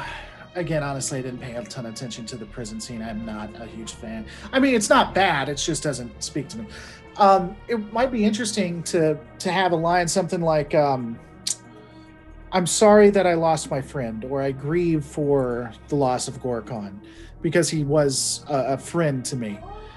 I don't know if I care that a Klingon died. Yeah. Or something like that. And yeah, Biogoji got the quote there too. It never occurred to me to take Gorkin at his word. Right. Yeah, I think that scene, we just need to push that. We need to add that. And then we can cut away. Now, I know this is kind of a cinematography trick, but we cut away. When we cut back, they're already in the middle of their escape. Basically, we don't show the escape because we don't need to. It's Kirk, it's McCoy. They figured out a way to escape, right? Right. Well, and I mean, we can just have a offline. I mean, and what I do with that is, because during all this, you do need to have at least a tinge of humor here and there, just to keep people, because you don't keep them running at 100. You even said this in one of your things I was watching. Like, so when we do the cutback, when they're in the middle of the escape, like maybe someone's talking to Spock, and Spock pauses a second, and he says, "If I know the captain, or if I know the admiral, no captain, right? If I know the captain, I think he's doing all right. And then they're in the middle of the escape, so that's just a little. Yeah. Just restructure the pacing a little bit to slide that in, and the extra time we could also spend a little bit more time with I like the Enterprise being called back because it makes perfect sense that the Federation would do that. I like why they don't go back because it makes perfect sense that they wouldn't do that. They would lose any possibility of evidence the moment they are no longer... And the film never says that, but they're a closed circuit. They're in a spaceship, nowhere near anything. So anything that leaves that spaceship, they're going to see it. They see something go out in an airlock, they see something go out in a shuttle, that's going to be a... So whoever actually did it from there is someone that they are... that they still have trapped, and so they need to maintain that situation. The only thing I might nitpick a little bit is I like the idea that someone back at Starfleet basically realizes why they're staying out, and is just like, ooh, I like that. And we use him like we always have. It comes in, you have Chekhov at his desk. Someone walks in and says, "Sir, it looks like there is a..." He comes in and talks to him and says, "Sir, it looks like the Enterprise has stated that they're having warp problems. They actually have the USS Endeavor en route, should be there in a couple hours to ensure that they get back." And then Chekhov sits back a second. He looks at a pad and he's like, "Wasn't there an emergency on Talon 5 or wherever?" He says, I don't think there was. I don't think so, sir. We haven't talked to them in months. Seems like we may need to check in on Talon 5 to make sure that there aren't any issues with that." And then he looks down and he's like, "Why, look, the USS Endeavor is only 5 days away from Talon 5. That's in the opposite direction, sir. It'd take them 10 to get back. I guess they better get started." Yep. No, yeah, I like that a lot. So yeah, let's use Chekhov just like that. And once again, you'll notice how we're trying to use the characters. They may not get a lot of scenes, but they're significant. Right. This now means Chekhov is specifically and directly responsible for giving them the time they need to figure out what the heck is going on with their closed circuit. Here's the thing that people miss about when they do the rewrites, because a lot of people will be like, "Oh, I can't believe you did this to that character. You didn't give this character a lot." It's because you're sitting with us and we're telling you what's happened. If you actually watch the movies, Uhura doesn't get a ton of time. She's set dressing. Scotty, in a couple of movies, is set dressing. Chekhov is even that. This actually gives them gravitas and makes what they do change. We're just telling you it. If you actually watched and wrote down what they did, you would be surprised how little usage the characters get. So we use Chekhov as the way to keep that out. And of course, you know Sulu's going to come up later. We've already gave him his whole movie, but Sulu's going to come up later too. Anyways, so well, he was at the beginning too. He was. That's true. Sulu was part of the original effort. So Chekhov gives them their time. They, the other thing is Scotty would get a lot more screen time here because Scotty would pretty much be personally involved in figuring out what the heck is going on. Remember that pause earlier as he was like, "What the heck?" If you'll remember, Scotty is the one who detected the Romulan ship that can fire while cloaked back in Star Trek V. Right. And as he's studying the sensor logs, and every torpedo checked manually. So it wasn't us, which means, and so as much as I don't want to take away from Spock's thunder, I like the idea that Scotty is the one who pieces it together, again, because of his previous experience, and he discusses this with them, and this is when someone, maybe Savik, actually would kind of fit this. So now we go to Starfleet, and this is when Spock would come in and be like, "No, we have one piece. Right. No, we need more." And this is when they start looking for the clothing. We start looking for the gravity boots. And during the entire time, I think we pushed the Savik wanting to go to Starfleet, and her using it as a just it's the logical thing to do, the Vulcan thing. When really she agrees, if she can get them back to a starbase, then she can cover up, and that's why she pushes for it so hard. Yep. I mean, obviously, you guys understand this, but the idea is, as you're watching the film, you know how in the film, it's actually Chekhov in the actual film who is constantly like, "We're going back," right? He pushes that like 3 or 4 times throughout the course of the film. We would effectively be making that Savik instead. It's just rather than being emotional about it, she would be the one who would be like, "I do not understand why we continue to remove ourselves from all of the resources. The Starfleet personnel and a proper starbase could significantly assist us in this endeavor. We have only so many people, and those people are still busy running a starship," and just basically making the logical argument that they need to go back. And it is then Spock who lays it down there. Do we want him to pick up on it subtly? Maybe he just finds it just, like when she first starts doing it, the first couple times he's like, no, no, no, and then when she pushes even more, like, okay, we finally got something, can we go back? He just pauses and raises an eyebrow. Doesn't That's say exactly anything. what I was thinking. That's all he does. He just goes, and that's it. And then answers her the same way. He just finds it odd why she's continuing when it's obvious what he's doing. So we have our back and forth to, again, the cameras bouncing. Actually, it's 3 camera angles, but the main one is between Kirk and the crew. And then the escape sequence happens. They zoom in. They have found the boots. They rescue Kirk. Most of this stuff is still the same broad strokes of what we were already doing. Not the strokes. I don't know what that is. I guess past tense of that. And this then leads to... this is probably one of the worst constructed scenes in the film, because there's this bit where they're walking down the corridor and they literally stumble onto the assassins. I understand why it's there. It's there for pacing, because what happened is there's a big low period and then they need to bring the end temperature up before they go right back down. So this needs to be a high moment, so they just race right into that scene. But I think it would have worked a lot better if, you know, someone rushes in, and in the film it's actually Scotty. Captain, I found the things! And that's when we could have someone else rush in. Let's have Savik rush in. And Savik says, Captain, I found the assassins. And then jump cut to them not literally walking into them in the corridor, but them being over in like the quarters or whatever, right? And then there's the court, and then so they're all standing there. Scotty's still got the uniforms. That's when Scotty gives his line. The uniforms belong to these men, Burke and Samno. And Spock, and then we have the wonderful scene. I can't believe I missed it the first time I ever watched this film, where Spock and Kirk are in the background, and Kirk just kind of whispers into Spock's ear, and Spock just says, fascinating, or whatever he says. And that then leads to, we are now taking order. And this is a beautiful scene, by the way, because they then do an announcement over the entire intercom of the entire ship. We are taking statements. Court reporter, be ready to take statements from Burke and Sando. And it just, we see random crew members who are kind of looking at each other with that, you know, was it you? Kind of a look. It's brilliant scene.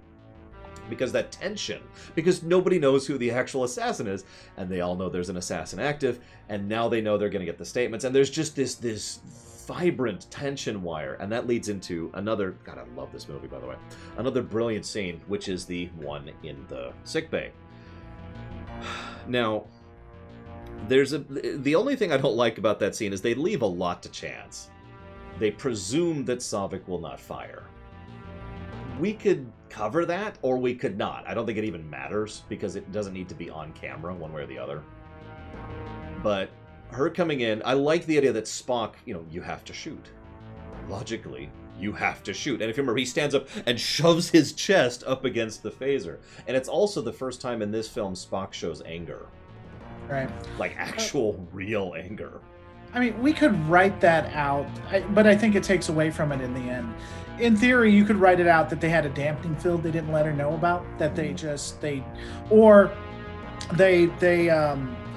knew, if they didn't know it was her, they knew who it was going to be, someone that had access to the weapons that she's gotten. And, you know, we could do it if we want to do that. The way to give it more gravitas is she pulls the trigger. She does fire. I don't think I would have her do it personally. And then it fails.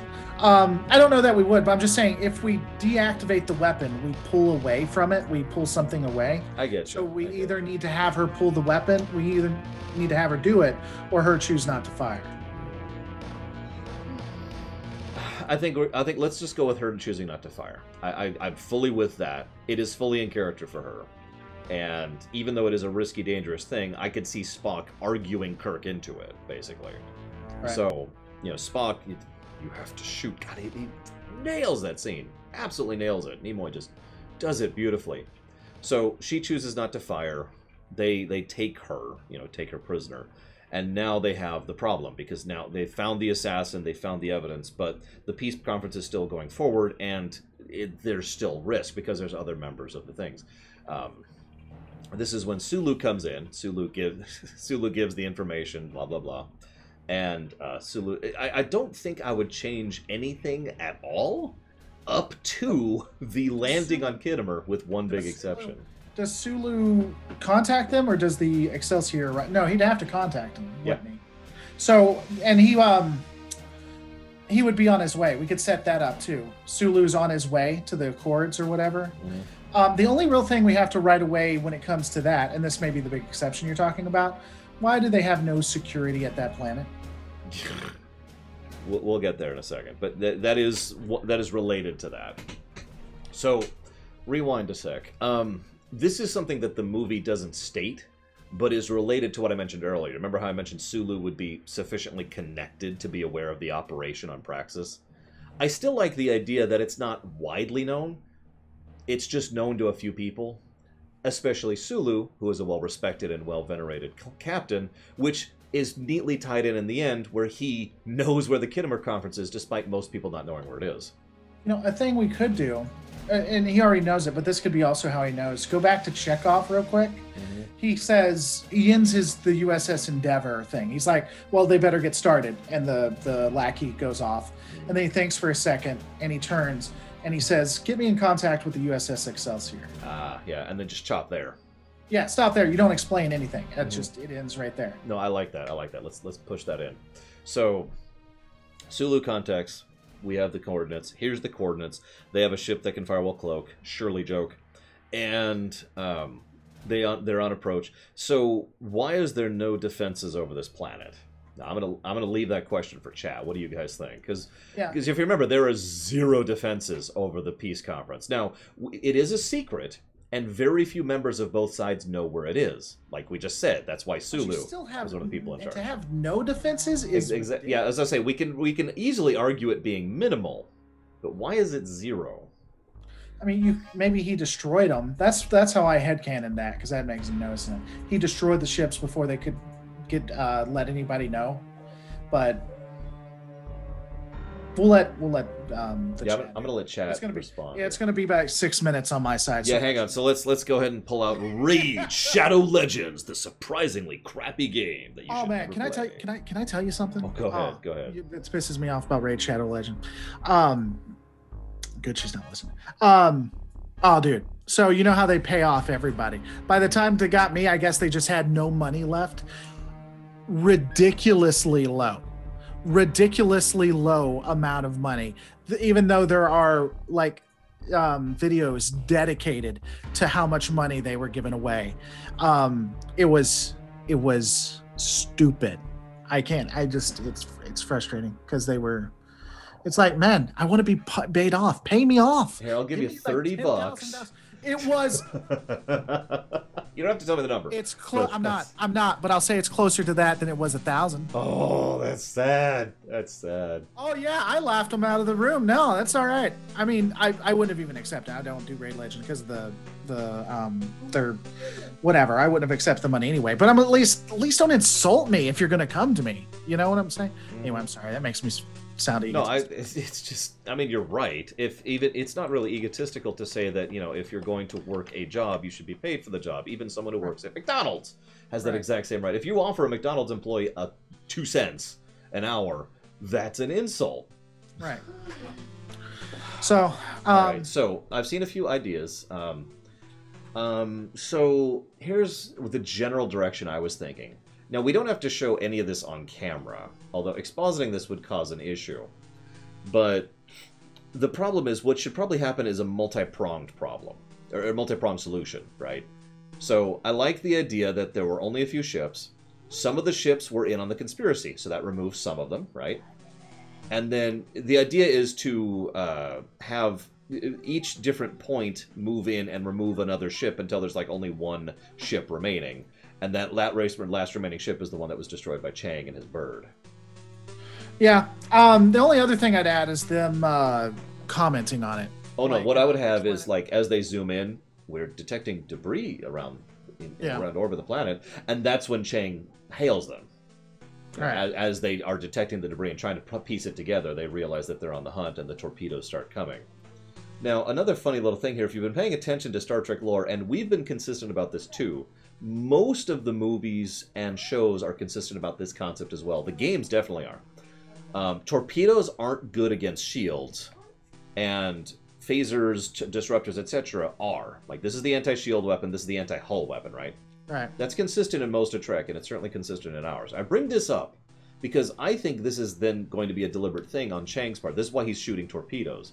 He doesn't want to destroy the Enterprise. He wants to drag this out. Right. Well, and the other, well, I mean, in TNG they get a little fast and loose with it. They fire they fire phasers when the shields are down, when really that the only reason phasers and disruptors exist is to drain shields. At that point, you then KO them with it. But I agree. I also like, and I think I wish they had kept it. I understand now that I'm doing Blender and from a cinematic point of view why they had the bubble for the Enterprise, but I like the fact that there are sections on the ship that do the shielding, like it is a skin. And so if you've noticed that, they would hit specific sections of it to knock the shields down and then bust through that specific section. I like that, and I'd like to keep that as well. I'd like that consistent on all of it. I'd like shielding to be a skin that has sectors to it.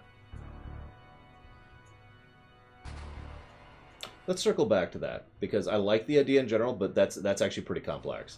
You can see it. You can see it. I'll show it to you in the movie. It's actually in the movie. I know what you're talking about, but let's circle back to that later. But anyway, yeah, I agree that So the relevant point here, yeah, it takes his time. Torpedoes. I like the idea that it's a Constitution debris. Someone in your chat said that. That's a good idea.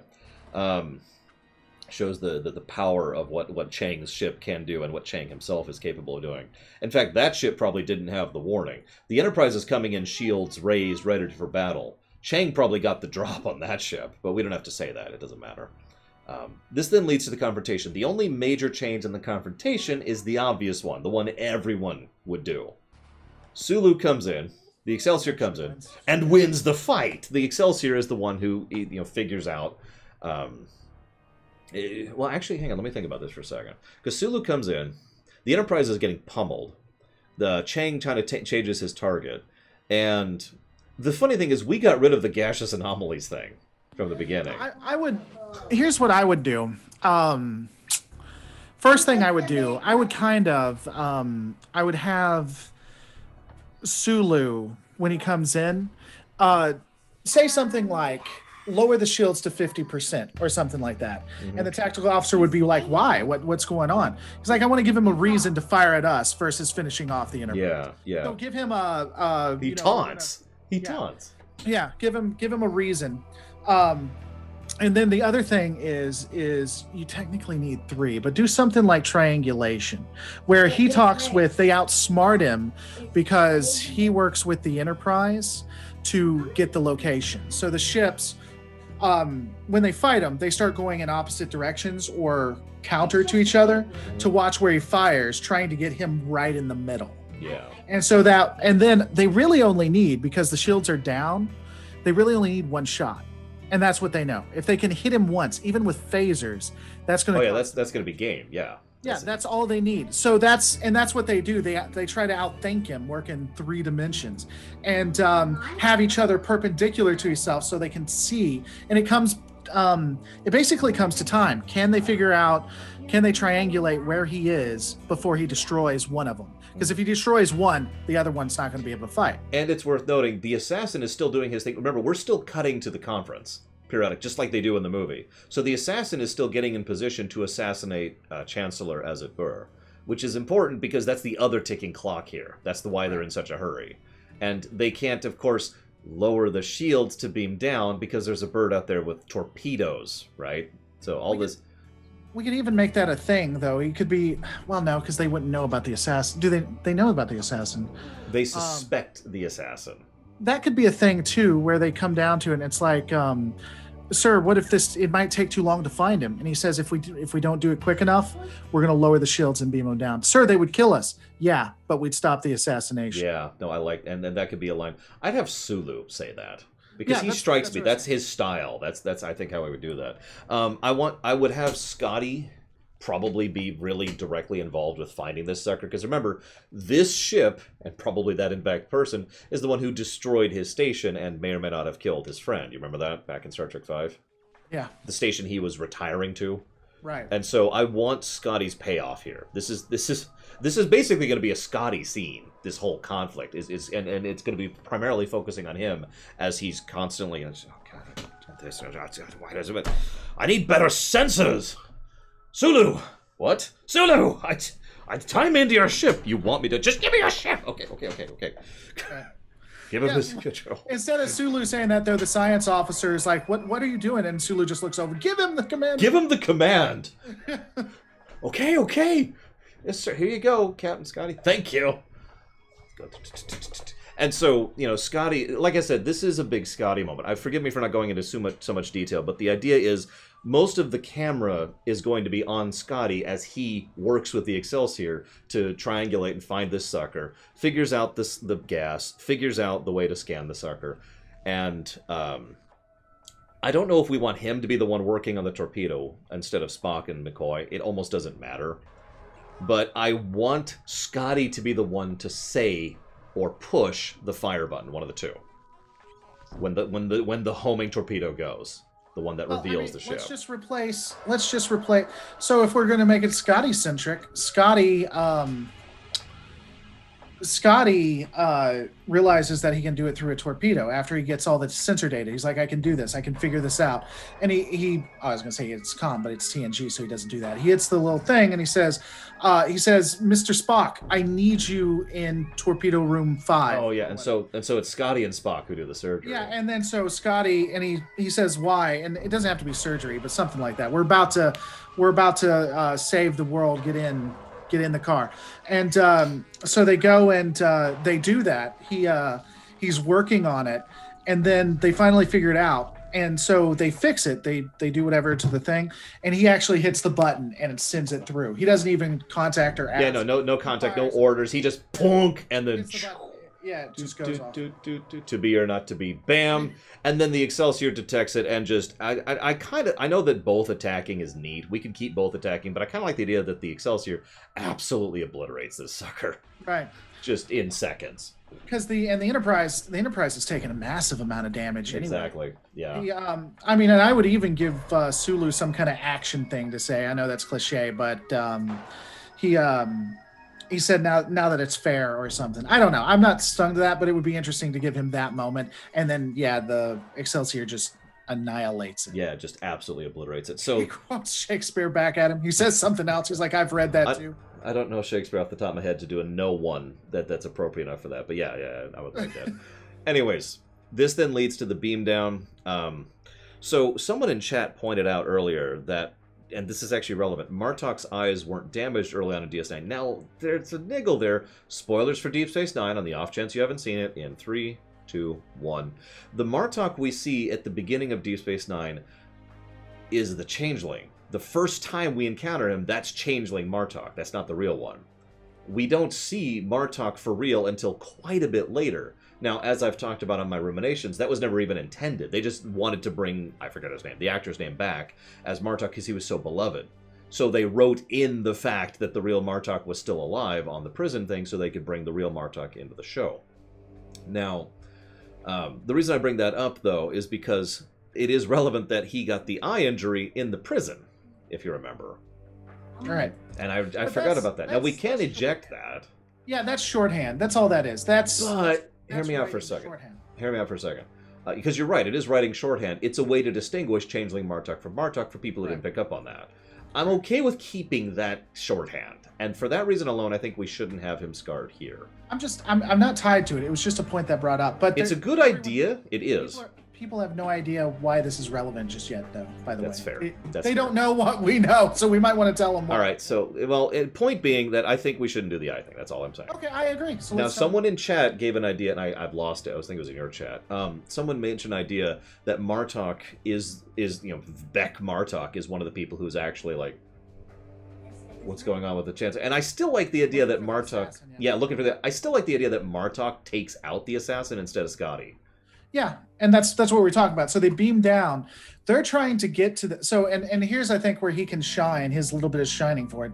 They're trying to get to him, but the security of the Klingons and the Federation and Starfleet are successful in holding them back. So he's holding all of them back, including Scotty, and they're like, the assassin, he's an assassin or whatever. And it's Martok who sees Kirk, hears what Kirk says, and goes and takes out the assassin. And when asked about it, we can bring it. He's like, I trusted that. No. The way he would say it, that was a warrior directing. Right. And so I was directed. You know, Yeah, just that's something really exactly. basic like that. Yeah, and that would be the thing, though. So at the end, after he does it, Martok actually saves and stops him. They ask him, it's like, why did you trust us? And he looks at Kirk and he says, I know when a warrior is being honest, or I know. Yeah, I know. We could polish the dialogue, but you get the idea. Yeah, a warrior knows another warrior or something. Mm-hmm. And so this then leads to a scene that doesn't necessarily need to be in the film, but I want it in.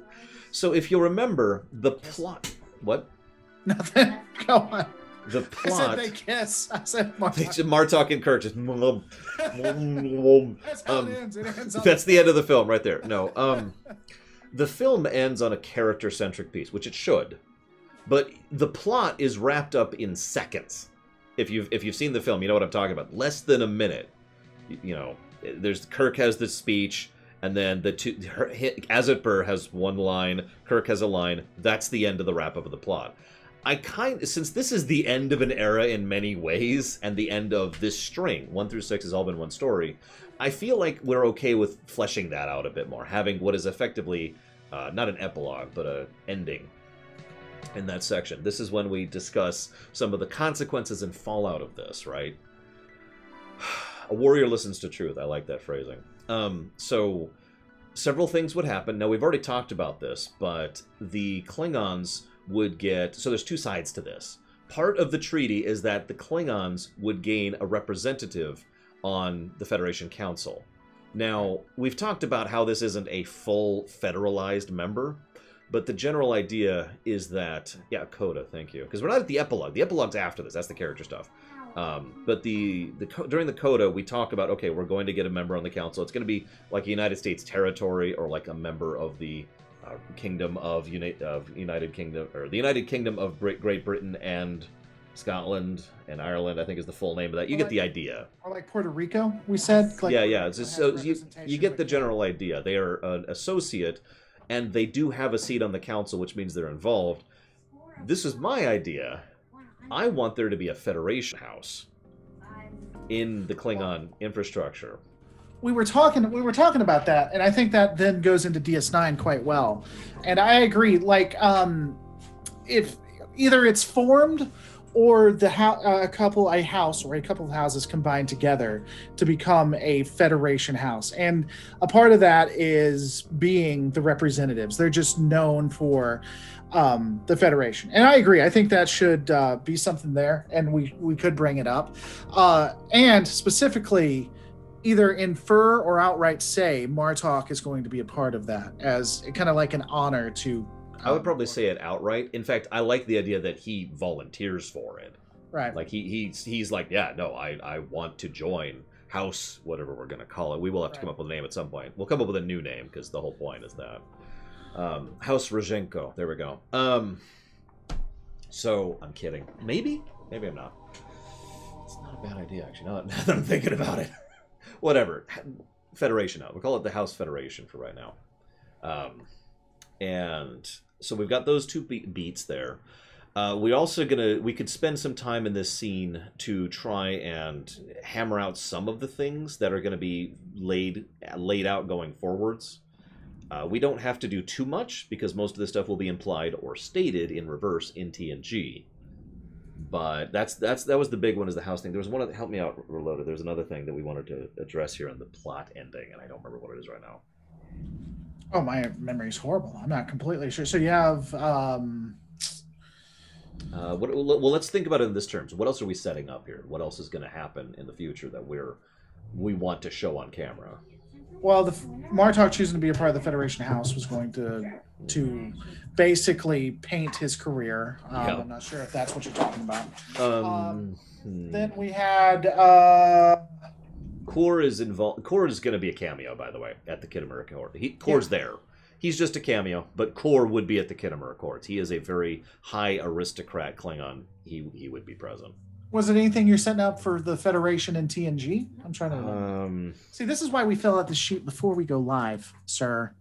Actually, I filled out the sheet weeks after we finished these videos, if you remember. But not Undiscovered Countries. Look, it's got nothing there. I know. That's because I've been working with this stupid thing. You haven't copied it over. The future of cooked food. I guess we could just chop it. If we come up with anything else, we could slot it in there. But that's the scenes where we have the coda. We talk about things. We talk about how the future is going to unfold and little hints of that. If we wanted to. If we really wanted to, we could have, it would feel out of place, so I'm totally cool with not doing this. Exactly, Sheriff Yoda. We could do this thing where we cut to Valdor, and he just gets one scene. And he's just really pleased with this. And that's it. It only has to be like 12 seconds tops, right? Mm-hmm. Like everything is proceeding exactly as intended. And maybe have like. Oh, you know how you do the scene? You have him standing or sitting. Have him. No, we could have him at the Accords if we wanted to, and he's sitting there in the background, and it just goes to him specifically. And another Romulan, like an attaché, walks up and says, "Can you believe what's happening? Can you believe that this actually finally went through?" And then he just looks up. He says, "Yeah, it's great.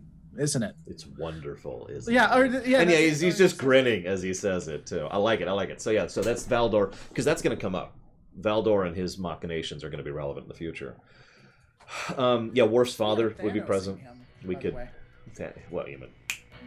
No, he's in the background. He's staying in the background through the movies. Oh yeah, you're right. We are totally Thanosing Valdor. We didn't do it on purpose. It's just quick cuts to him smiling and saying, "Wait, something's coming," and then just goes. I mean, it's true. He is, because he's going to be relevant for TNG. That's going to be a thing. Spoilers. I'm just saying, it's funny. It's Thanos. So the House of Dogs. I actually like that idea. Well, we can get to that later. Words. So we have that. I think that was the big thing I wanted to cover. That was it. That was the Valdor thing. So we have the Valdor thing. We have the House of Dogs, and we've got the Federation Council member seat. That cuts to the actual epilogue, which is the big one. I don't think anything really needs to be changed about the epilogue because it's basically perfect. We have been called back to be decommissioned.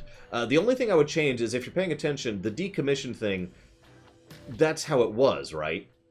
Like, because we restructured this so that Kirk and the Enterprise weren't really part of active service because of everything that he was pushing against with regards to this unification. So instead of, we're being called back to be decommissioned as this big somber moment, it's more, the tone would be different.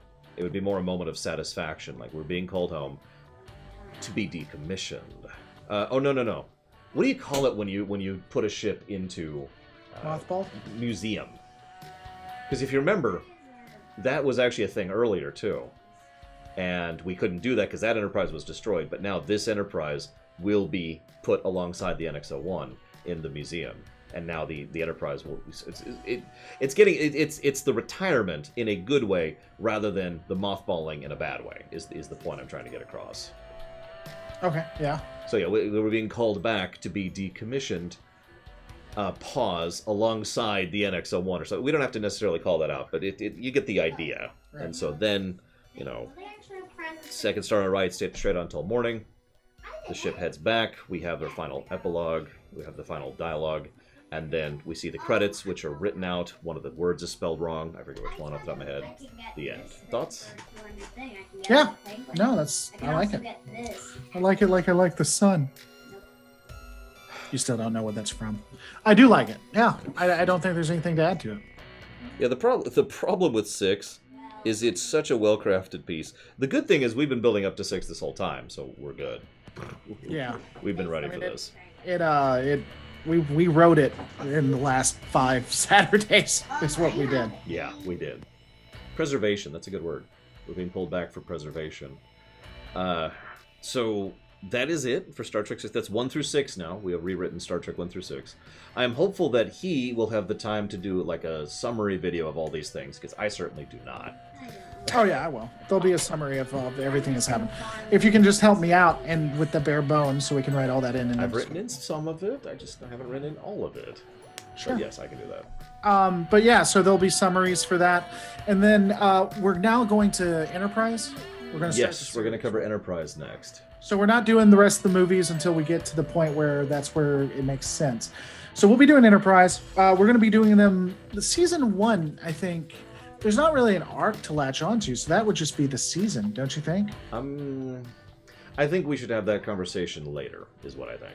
Okay. Well, I need to know so I can plan out how I'm That's going to. fair. So, okay. It doesn't have to be on. It doesn't have to be here. Well, I'm just saying, if it's a season, then I got to watch 2 episodes a day for the next 2 weeks. If we're gonna do an arc, I just got to watch that arc. You know? Yeah, I get you.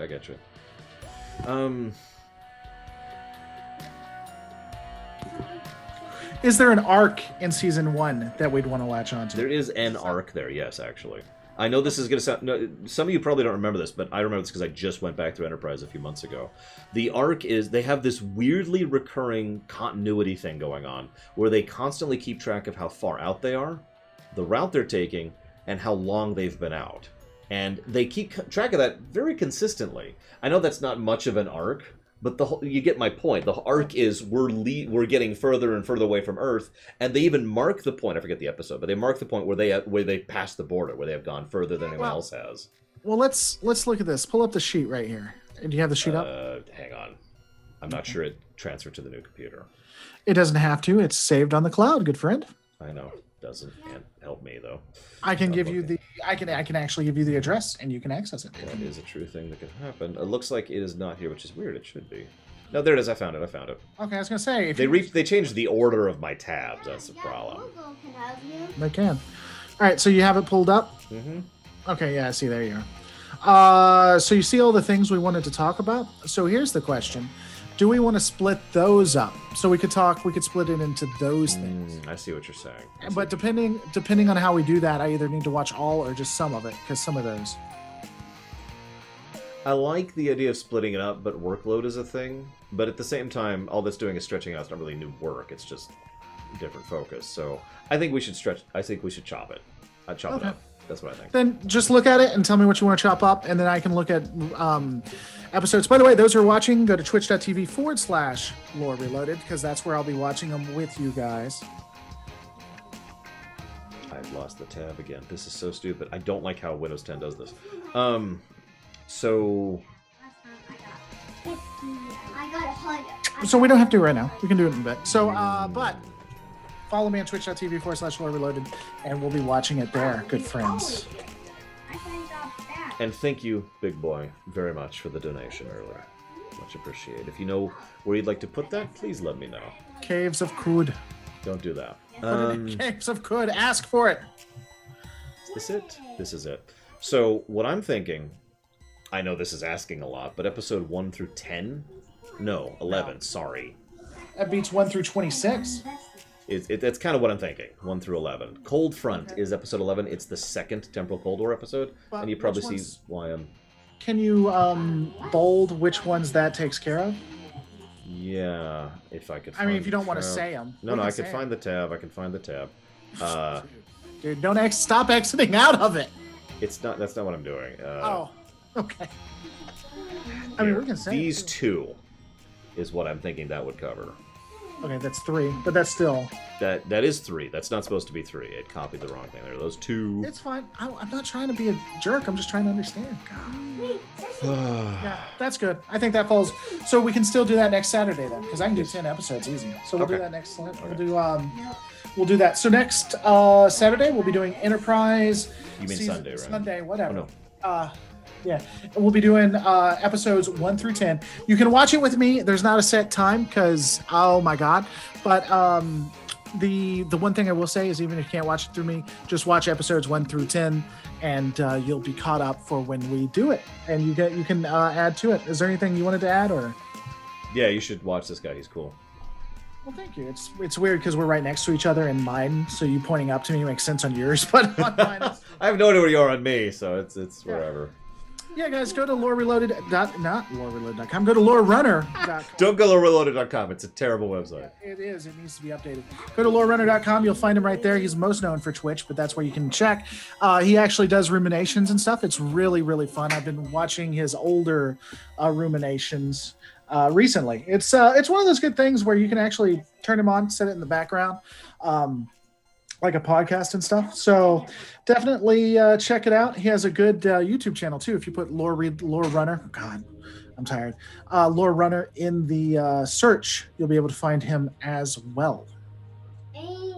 Yeah, Enterprise, American Astronomy, and Flower Lore 2. Enterprise, Season 1, Episodes 1 through 10. Hopefully you can watch them with me. I'll be doing them on Twitch, twitch.tv/Lore Reloaded. But if not, if you watch those, we'll be caught up. Yeah. And I'm going to go ahead and chop off from my end. I will see you guys, as she said, we'll see you on the next one. Tomorrow, 9 a.m. Eastern Standard Time. Hopefully, I'll be playing FF14. I'm still running into technical issues on that, which I need to solve tonight. But otherwise, I'll see you guys there.